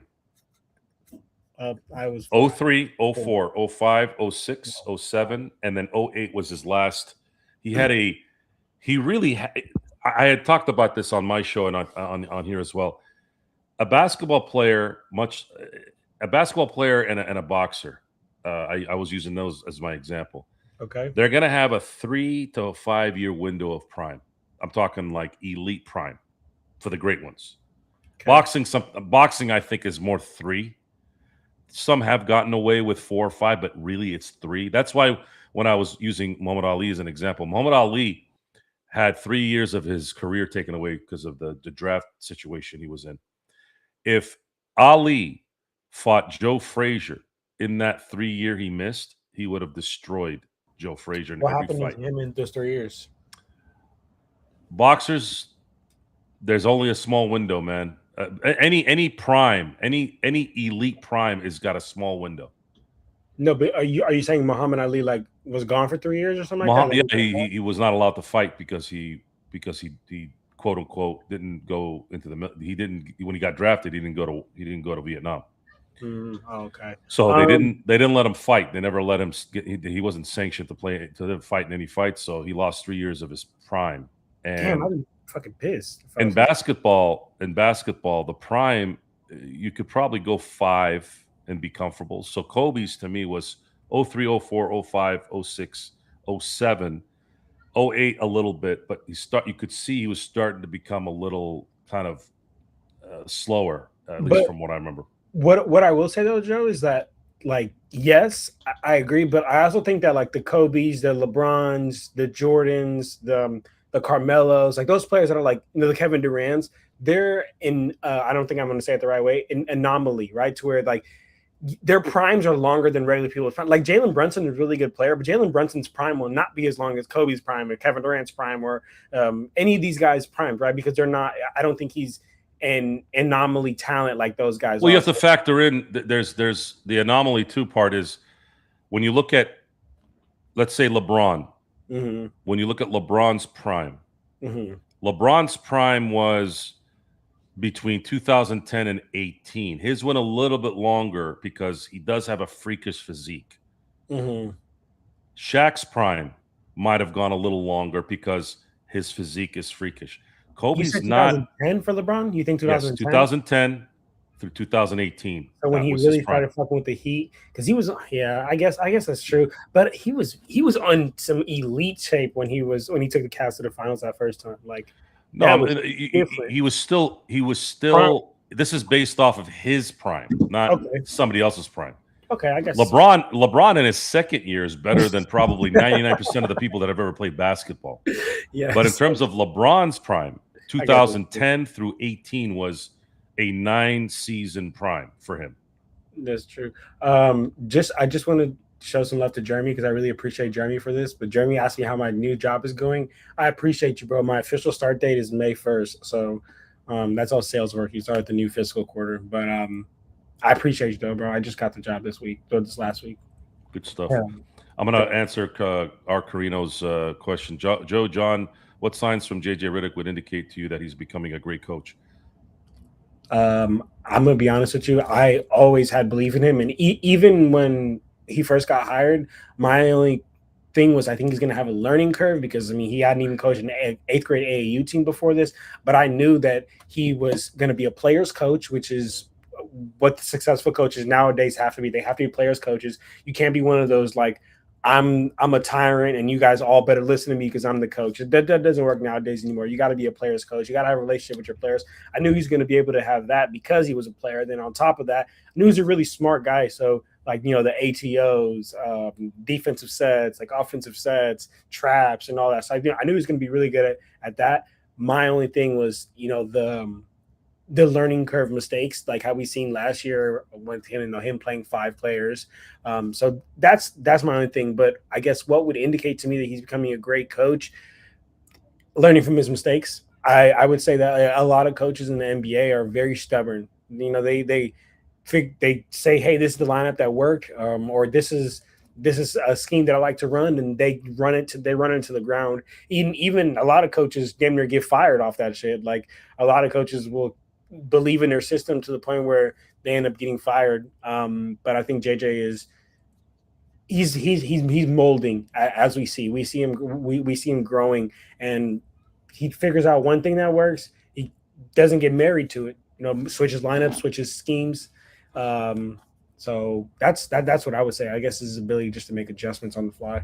It always comes down to the players buying in, and if the coach has a part of that, great. But I think in the end, it's always going to shade more towards the player that decides, you know what, I'm going to respect this guy so that everybody falls in line. The reason why Greg Popovich was great, besides the fact that he knew the game, there's plenty of coaches that know how to coach, but can they communicate? And the communication sometimes might not be them. He could yell at Tim Duncan. Bill Belichick could yell, you know, screamed at Tom Brady. And everyone else that saw that on the New England Patriots or the San Antonio Spurs, anyone who saw that, they're like, well, if he's screaming at Tom Brady and he's screaming at Tim Duncan, who the hell are we? We better get in line. Right. And LeBron and the outside noise that have been really the only issue I've had with him. I've never really had a problem with his game, except when he wouldn't take the shot when I wanted him to. Early in his career. And he stopped doing that. So I had really nothing else to say. I had nothing to say the last couple of years because he was taking those shots. He wasn't passing and making, quote unquote, the right play. Even though when he did do it, it made sense and it worked, right? Like that's the whole point, guys. The right play is to get the ball in the basket. Just because there's a guy over there that's wide open doesn't mean that's the right call. You need to get the ball in the basket. The only time somebody else besides the number one guy that's supposed to get that ball in the basket makes it, then it's the right call. But if he misses it, it's a bad call. If LeBron misses the shot, if Kobe misses the shot, it's still not a bad call because they're the stars. They're supposed to end the game. That's what they get paid to do, close the game out. LeBron stopped doing that unless the results said, okay, Joe, let's say he's talking to me. Joe, I'm sorry. There was 2 guys in front of the basket. He was wide open. I felt like he was going to make it. He made it. Hey, shit, I'm not going to argue it. After that, it was always about, LeBron, can you stop with the stupid noise? Can you tell your dumb boy over there, Rich Paul, to shut the fuck up, please? We're trying. Don't you want to win? Don't you want to go out on top? Don't you want to come back? Well, this is helping now. You don't have to hold back anything. LeBron's dropping triple doubles. He don't need to score 64. He never did that anyways. I mean, he's done it. I'm just saying he didn't have to. Mm-hmm. He don't have to. The Lakers need Luka to be dropping 30 and 40. They needed Luka to drop 40 tonight and win the game. They got away with it, but they needed him to hit 40. And they do, because the Lakers don't have enough outside players yet, which they will get. And if LeBron wants to come back for another year, and it's looking like he for sure is, I guarantee. I don't think he wants to leave even next year. I promise, Joe, as much as I know LeBron James, I guarantee he's going to at least finish out this year, and he's going to announce it in the offseason when it's I'll tell you this right now. I'll say it again. I've said it before, and I'll say it again. They win a championship this year, and they come back and say we're going to give LeBron another $50 million for one more year. I'm not going to argue against it. I'm not going to argue against it, but what I will say is this, and this may sound contradicting to the statement I just said, but like I said, I think LeBron James is gonna announce, hey, this is gonna be my last year, and gonna go on a retirement tour. He's gonna want to get a party in every city. But I do think if they somehow, some way win a championship this year, I think the best thing for LeBron to do would be to retire. Can you imagine retiring on top? Well, I had mentioned that. Yeah, going out on top is different. Let me get in your lane real quick. I know you're a football guy, Joe. So let me throw the pigskin your way real quick. Because check this out. Correct me if I'm wrong, but if I remember, Brett Favre kept doing that same thing. He kept coming back. He kept coming back and kept playing and late into his career, like late into his age. I guess like for the NFL. And a lot of people used to be like, oh man, this guy is like tarnishing his legacy because now this is what people are going to kind of remember this guy as. And he didn't go out on top. Versus I think if LeBron goes out on top with a championship this year, like I think that helps him even more of his GOAT case or GOAT debate or whatever for his case. The GOAT case is something I'm not going to get into right now because I don't want to ruin what's going on with the Lakers. LeBron may just enjoy basketball too much to leave, and if he wanted to stay, there's going to have to be concessions made from him first. They could get away with paying him $50 million again for one more year if they win it all. They could get away with it in terms of the logic behind it, but they can't get beyond that next year. They have to go after the next guy. Mm-hmm. And they may already want to go after the next guy this summer. The only problem with that is it will probably take Austin Reeves to do that. That's why I've been saying I want 27 to be the year they go get the third guy. And I don't care option 1, option 2, it has nothing to do with option 1 or option 2 or option 3. The third guy, because they'll have money and there's some talent that's coming out, or at least has the opportunity to come out in 2027, that they can quickly get this thing put together the way they want. Because they'll have a draft this year, which I believe they will draft someone of substance because they'll have the Guggenheims are going to have the resources to put towards that, right? Then they're going to have another draft next year to do that. So they'll have 2 more players, and then I'm not counting the second round guys either. Who knows what happens with that? Then you're going to pick up somebody for the mid-level exceptions in the summer and the next summer. So you're going to be able to build. Let's say you're going to be able to get 4 players here between the things that you can control through the draft and through mid-level exceptions during the summer, and then possibly bring in a third guy that's going to be able to be that guy. If it is still Austin Reeves and Luka, you bring in that third guy with all this youth and all this. Now this is the culture of what we're doing now. Mm-hmm. And then you can go, you can run and go without worrying about, is this guy too old? Tired of that shit. Again, the future is bright. Very. And I said this before, and you were on a lot of these shows. Greatness is not. I think we get used to greatness because we've seen the Kobes and the Jordans. We don't. I think you hear the word great and iconic and legend. You hear the word so much because we just put anything towards it. No. That's not true. when you look at greatness, let's say just in this last 25 years, Okay. there's really only been 4 guys. Bron, Kobe. Shaq and Tim Duncan. You wouldn't call Kevin Durant great? Kevin Durant is amazing. Okay. Dirk Nowitzki is amazing. Luka? Luka is amazing right now. He's on Dwayne Wade was amazing.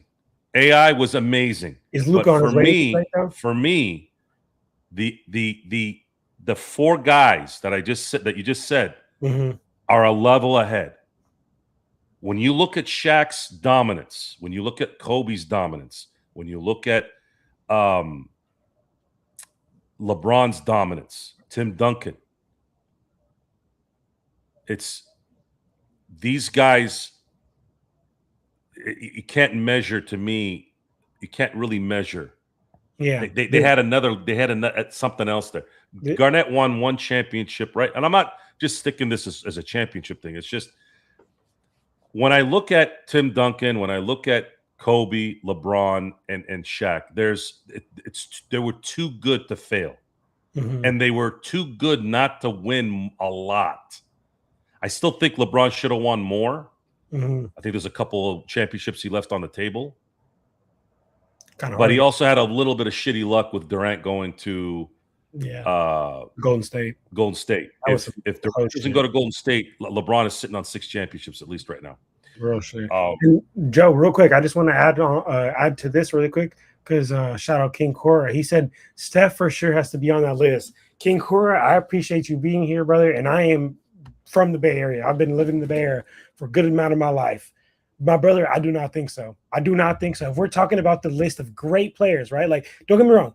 Stephen Curry is the greatest shooter of all time. But being a shooter is not the entire being a basketball player. I knew I was gonna get shit for this. So go ahead and tell me I'm wrong. Look, there's no right or wrong if you say Steph. But I'm gonna say this right now. It sucks that LeBron was never ever not better than Steph. LeBron's always been better than Steph. And I'm sorry, he's never not been better than Durant. Yeah, LeBron has always been better than Steph, always been better than Durant. LeBron, in my opinion, to be real with you, unless we're talking about Kobe's early years, he's been the best player in the league literally almost every single year. And I just want to real quick, I know Black is just trolling. He's just trying to be stupid and shit. But, I mean, if we're being real, right, like Stephen Curry is the greatest shooter of all time. But as an overall basketball player, I'm talking both ends. I'm talking everything on the court. Stephen Curry isn't even a top 5 basketball player of all time. He's not going before LeBron. He's not going before Kobe. He's not going before Jordan. He's not going before Shaq.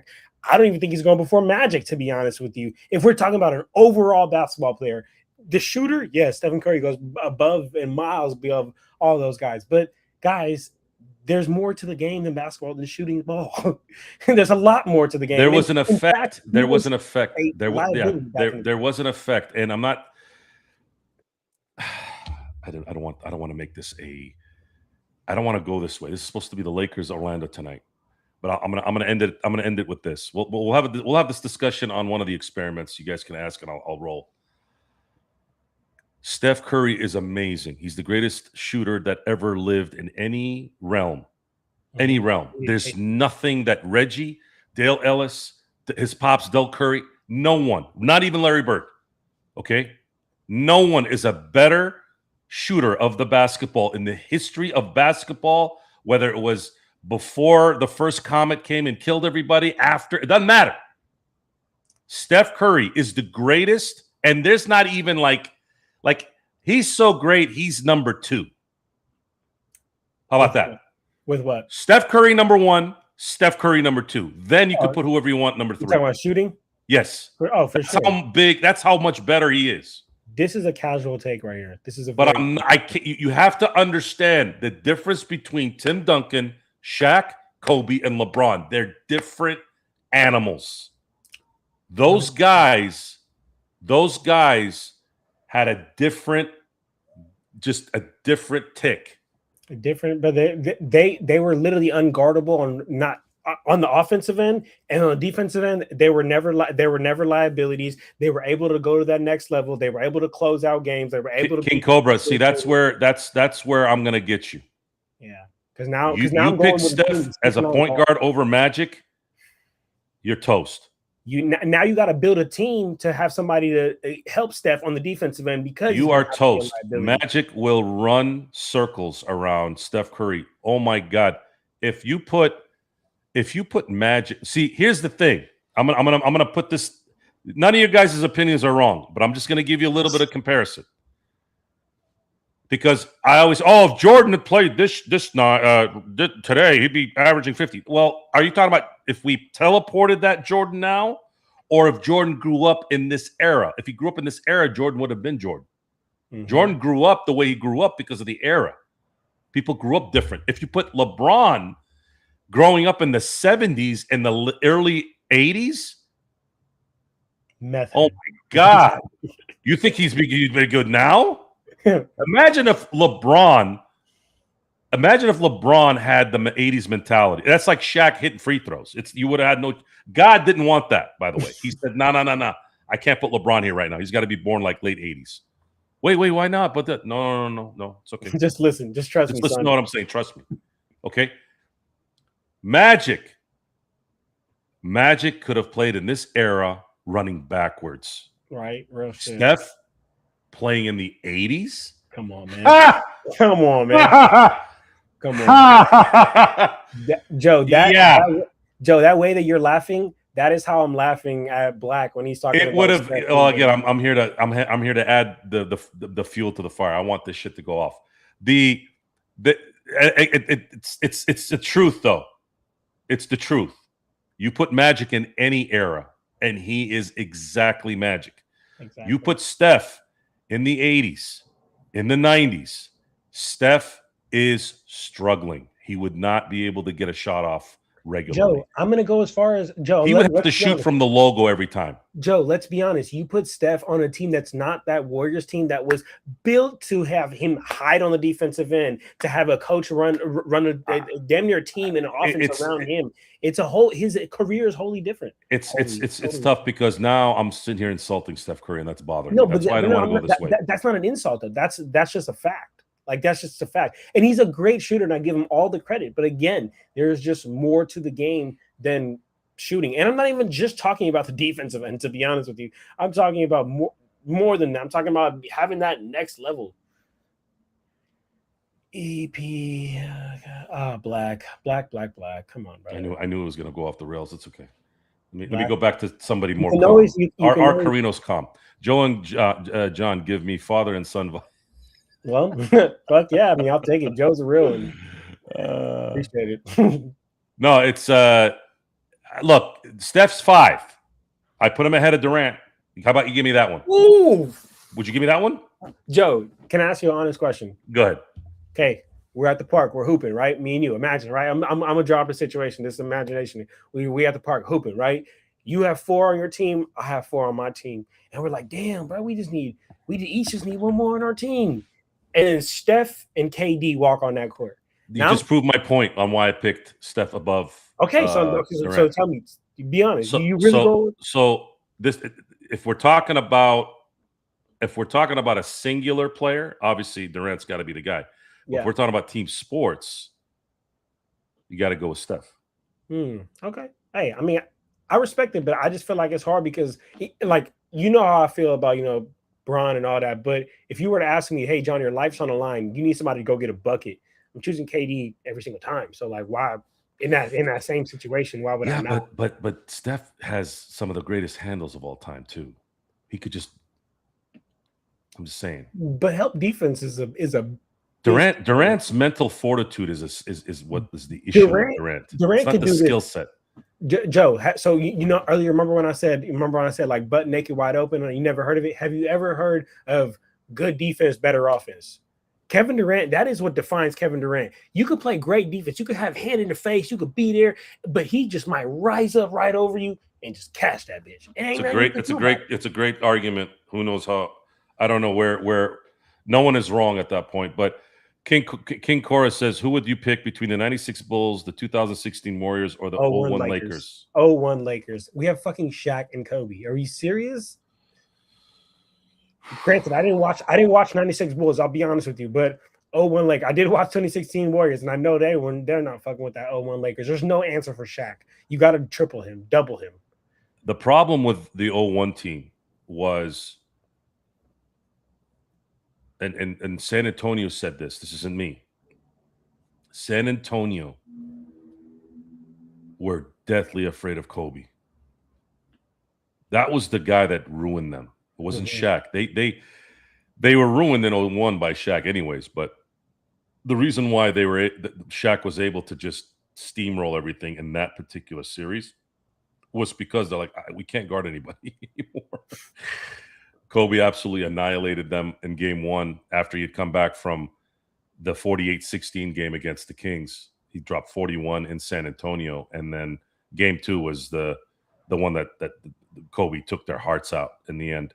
That was the game that I believe Phil Jackson got kicked out, and they finished it. I think that was the game. I think that was the year. I have to remember that. But really, the 16 Warrior team, as great as they were great. They're very similar to the 07 Patriots in terms of just they were an amazing team that did amazing things. They just couldn't win that last game. I think I give the edge to the 96 Bulls by 7 to beat the 01 Lakers. Damn, okay. Why is that? I just think Michael in 96 was not human. I can't tell you I agree or disagree, but I can tell that you was the most angry Michael Jordan you would have ever seen. That was after he came back from a little hiatus. That was after that's after Nick Anderson did what he did to him, after he said 45, 8, 20, 23, all that stuff. That was when, as soon as they lost Orlando in 95, his trainer says, when you want to meet up at, this is the day of the elimination game. His trainer goes, so when do you want to get together? Next week, next month? He goes, tomorrow. So Jordan didn't take a day off. Jordan didn't take a day off after that loss, and he proceeded to the Bulls and Jordan. And the Last Dance says it. He was an absolute maniac when he got back in the 96 season. I bet you really enjoy that. Now, a series. I know this is a little bit working around things, but if it was Kobe 06 on the 01 Lakers, woo!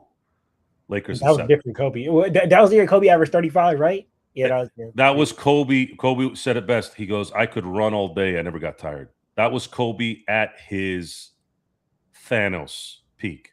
Really, 03 and 06 was his Thanos, the absolute just destroy everything that's alive. You love 06.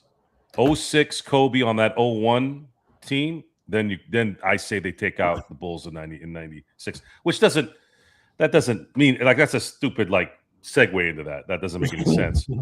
But that's how good the Bulls were. The Bulls in 96, the Bulls in general were just, they were so fundamentally sound and so just in solid mentally in every way. And I'm not saying that the Lakers weren't. I mean, they three-peated too. It's just different. It's just different. Those guys were different. And I think they have the edge a little bit because of Michael and because of how just, you could tell by Phil Jackson. Phil Jackson would say things about, man, these guys really, we don't know if they're doing this. We don't know if they're doing that. Now, they didn't say that a lot in 01, but there was a lot of turmoil during that year too, up until the last couple of weeks. That's another thing too. Like we talk about this 01 Lakers team, right? And like Kobe and Shaq weren't even fucking with each other. Can you imagine if they were fucking with each other? Like, that changes everything. Well, if Kobe and Shaq really connected, I think they would have won 5 in a row. I mean, shit, I don't doubt it. Keep it above. Yeah, and they didn't, because in 03, There was some there was a frustration on Kobe's part because Shaq wasn't there, and you have to also understand the salary cap was a hindrance for the team. They could not bring more talent in; they were stuck. They could only do so much in the draft. Talent was limited at the time. Most of the time, it is in the NBA a little bit, especially at that time. So they couldn't like get another guy that could be youthful and make an impact to where they could cover up a little bit. So 03, they ended up, Shaq ended up doing the surgery late, and I think they busted out at was it 17 and 27, I think, and then they made a run. Not 17 and 27, it was something else. I'm sorry. But they ended up winning 50 games, but they were a 5 seed. And they almost beat the Spurs, but the Spurs, just from attrition, they finally got to them. 04, we all know what happened there. I think if Kobe doesn't get himself in trouble, I think that season would have gone a little different. But in the end, that's the difference. See, that's the difference, John, is Okay. I love Kobe. Kobe's my guy. Kobe will always be my guy.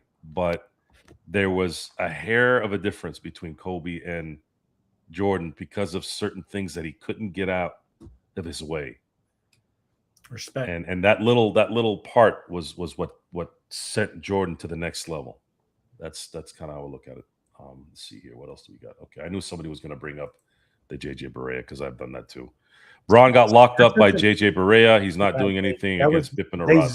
They just zoned the fuck out of him. So you can't get locked up by a single player when you're getting in the zone. So. Hold on. Black is saying that LeBron is a fraud. That bum couldn't even break down a zone when he entered the league. There you go. Now you're talking about the zone, Black. There you go. First of all, there was no zone before 2002. But he's talking about 2003. He's talking about 2011 though. I'm guessing Black is. I don't like the zone. I wish they never brought it in. A zone works really good in a men's league. My team won a championship last year because we ran a zone every fucking time.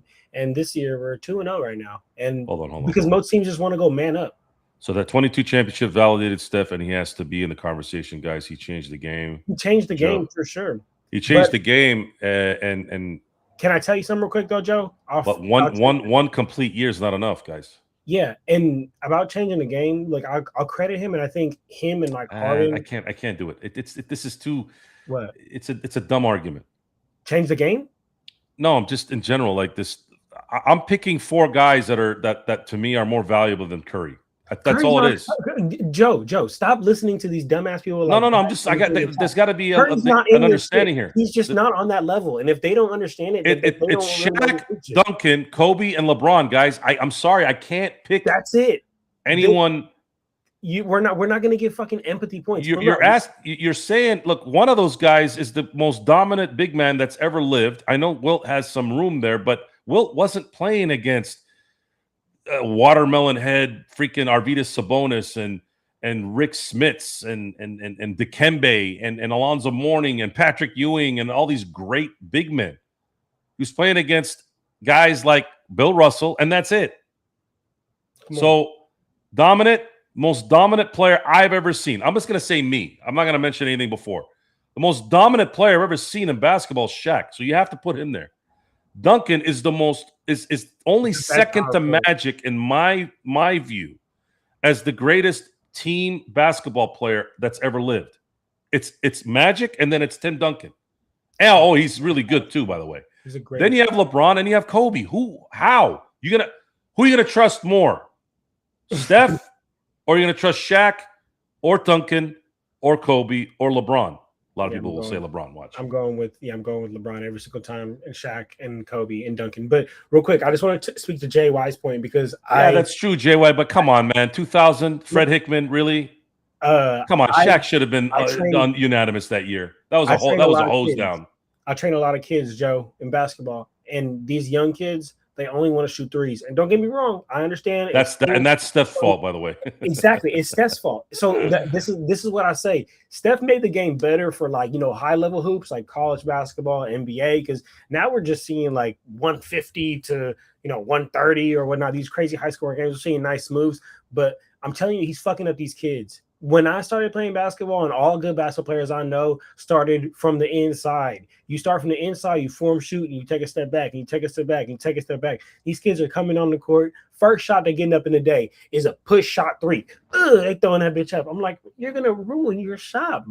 And that's, you know, credit to Steph. But again, appreciate him changing the game because I like hitting that shit from deep.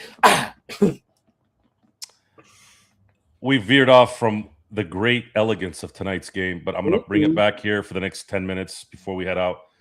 So the Lakers beat the Orlando Magic. For those of you who are here for the first time, I know we had just a new subscriber. If you're going to subscribe, we usually stick to the topic, but a lot of people love talking about all-time type stuff. It's just that's the society we live in. We want to talk about nostalgia. We want to talk about the greats. So to me, it doesn't really matter in the end who you think is the best.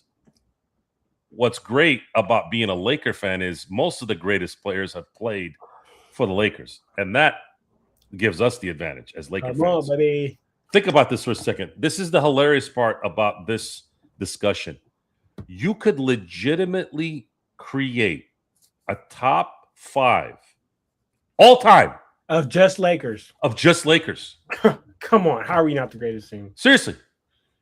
You could create 5 of the greatest NBA players of all time and have a legitimate argument. People are not going to agree, sure, all the way, but there's a legitimate argument that you could put 5 of the greatest players. I'm not going by position. This ain't 5 greatest. And just have Lakers. Kareem, Wilt, LeBron, Magic, Kobe. Just the first 5 that came to my mind. Come on. I didn't even mention Shaq yet. Come on. Right? I didn't mention George Mikan, which, by the way, he was the first superstar of the NBA. He is the seed. The Mikan drills. Right? The Viking drills. So only Hoopers. We are this right here. We're Laker fans, man. We got lucky. Either we found them at the right time, or like me, my pops brought me in, and I rolled with it at a young age. I rolled with whatever pops rolled with. That's how I rolled back then. It's still roll. Shout out pops. We got lucky, man. We got blessed because I was born Royal Oak, Michigan, man. I was probably, if my parents didn't move out west, I might have been a Pistons fan. Imagine that. I'd be dead. Dude, I would have been a Pistons fan. I would have been a Detroit Lions fan. I would have been a freaking Detroit Tigers fan. How miserable would my life have been? I probably would have been big into hockey, though. I probably would have been a big Red Wings fan. Joe, you probably would have been like as miserable as this guy Black in the chat. You probably would have been so miserable that there'd be so much black on black crime. You wouldn't even know where you are, man. You're so miserable. You'd be in constant darkness. Yeah, there you go. Although I do think I have a better tan than John does. Hey, come on, brother. Come on, look at this. I'm not even that tan right now. If you see me in the summer, I'm gonna be darker than your ass. You for sure are gonna be darker than me. You'd be outside with the Terps. 96 Bulls had 4 Hall of Famers and the greatest coach of all time. Talk about stack jacked MJ. I think the funny thing about that particular, let's say, the 2 greatest teams I ever saw, and I'm going to give props to the 2017 Warriors as well.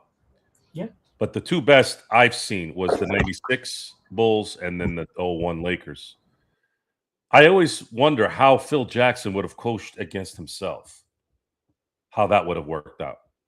That would have been a funny thing to do. Maybe if I die and go to heaven and God gives me a DVR that lets me see that, I think that'd be fun to see. I'm trying to see what the runs in heaven is going to look like. The Bulls had 4 Hall of Famers and the greatest coach of all time, about stacked team. Well, if you look at the Lakers in 01, they had 3, right? Well, we had. Oh no, they had 2. No, we had 2. Yeah. My daughter wants to say hi. Hi. How are you? She's wearing her Laker shirt. She's getting big, man. I know, bro. She's 5. She's wearing her Laker shirt. Can you say hi, baby? Hi. Hi. The Lakers won, baby. Craig, Kareem had championships in high school, college, pros, plus 6 MVPs. I mean, there's no argument there, right? If somebody says Kareem is the best. But for me, it's hard to give the best. He's the greatest big man in my view ever. but I can't give the best player of all time because centers are just it's different. I got to give it to a guy that can control the ball. You got to be able to bring the ball up court. You got to be Bring the able ball up. Yeah, create that's offense. Yeah. So again, I'm gonna close the show out here with some more Orlando Magic talk. Lakers came in tonight, absolutely just on fire. Offensively, the last couple games, I think they scored 258 points in 2 games on the road. Yes, sir. And they didn't look sluggish today. I think that day off helped. But it was a slugfest on defense, and the refs let them play a little bit. And that's what makes this game so much more fun to enjoy because they're winning every way. They're winning on the road. They're winning at home. They're beating teams in their own place. They're playing rough. They're playing offensive like horses. They're running like horses. Luka's 60 balls, and then Luka's defense dropping 60. Luka's winning. You're winning when Luka's struggling. Like you are winning. You're winning when LeBron. What did LeBron have? Like 12 points? Yep. LeBron had 12 points tonight. Played 34 minutes, and I felt like he had a good control of the game because his defense was awesome all game long. Think about that for a second. I want you guys to really think about that. If you guys don't remember while you're watching, because I don't blame you if you don't. A lot of times we're watching the ball for 48 minutes because you don't know the results. Now you know the result. If you have time, watch what LeBron was doing tonight on defense. He was awesome. I mean, I didn't even hear Desmond Bane. I don't remember hearing Desmond Bane's name hardly tonight. It was Suggs. Suggs was the only guy it seemed like I kept hearing his name. Suggs, Carter. Who else? Goga only because he was bitching and shit. De Silva was doing his thing until he got into foul trouble. Then I don't remember hearing from him.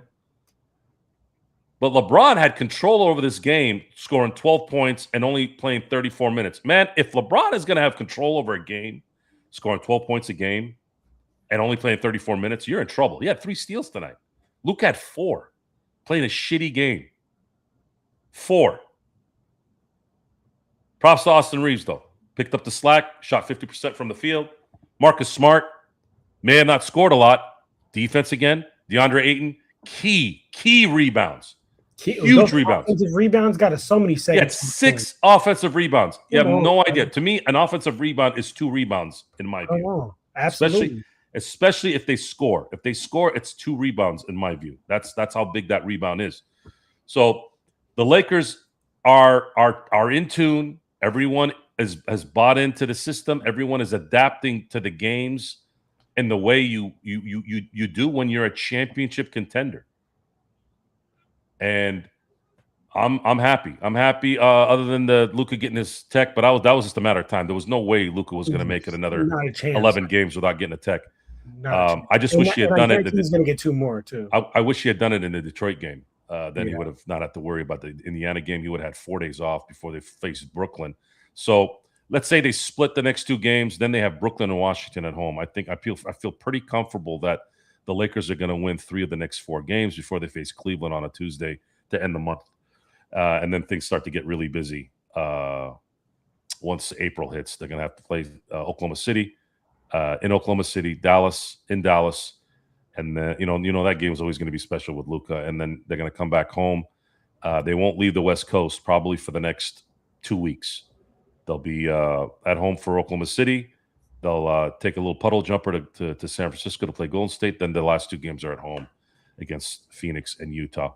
And I believe that they will be the 3rd seed and they will have home court to start the year. So the Lakers right now are very close after right around April 7th. Once April 7th hits, they're probably going to be at home, other than a small trip to San Francisco. They're going to be home for at least 2 to 2.5 weeks. You got to love it. You got to love it. Playing at home really helps. And then just real quick, we'll finish out this last minute. And then also King Cora. I don't know if you were here last post-game show, but I was talking about that. I was talking about how Jake LaRavia, like that's my problem with him, right? Is the fact that it's not even that, he's not scoring 27. I know he had a week where he scored 2 27-point games. It's the fact that he's putting up 5 shots putting up 3 shots. It's the confidence. That was always my issue with him. It is what it is if they're going in or if they're not. But it's if you're not even willing to shoot, if you're not confident in your own shot, if you're not confident to put the ball on the ground, you're not confident if you don't play like you're actually trying to score, it just makes it so much easier for the defense to clamp you up. So that's my only thing with Jake LaRavia, man. He has a confidence issue. And again, I have no tolerance for that in the NBA. Like if this was high school basketball, like, oh, okay, let me coddle you and let me cuddle you. Oh, okay, let's help get your confidence up.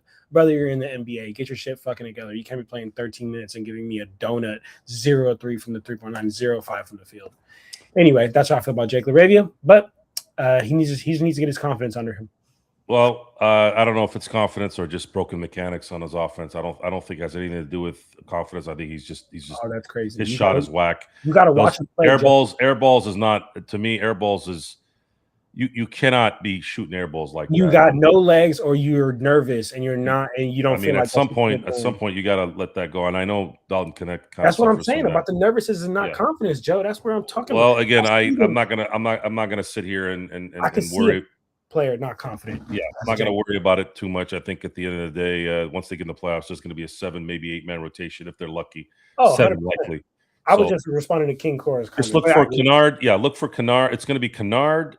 It's going to be Kennard, Rui, and then you're going to have Jackson Hayes, who's going to play limited minutes because I think they're going to shift DeAndre Ayton out and put LeBron at the 5 in a lot of these cases. So you're not going to probably see Jackson Hayes a lot.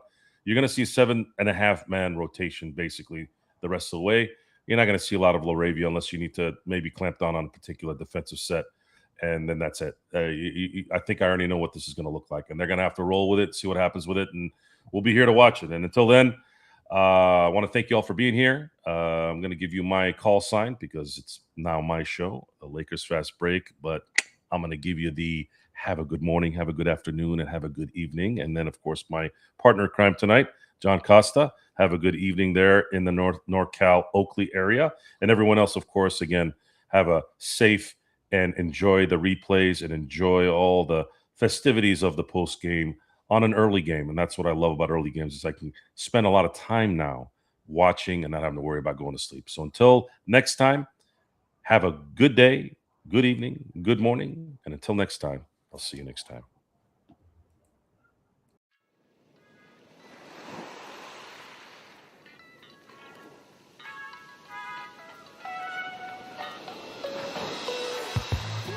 Dan, dan, dan, dan. No. This is a different one. This is the relaxing weekend one. There, down, Dan.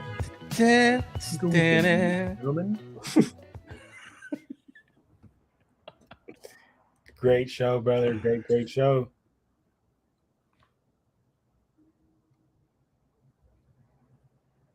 Are we still on?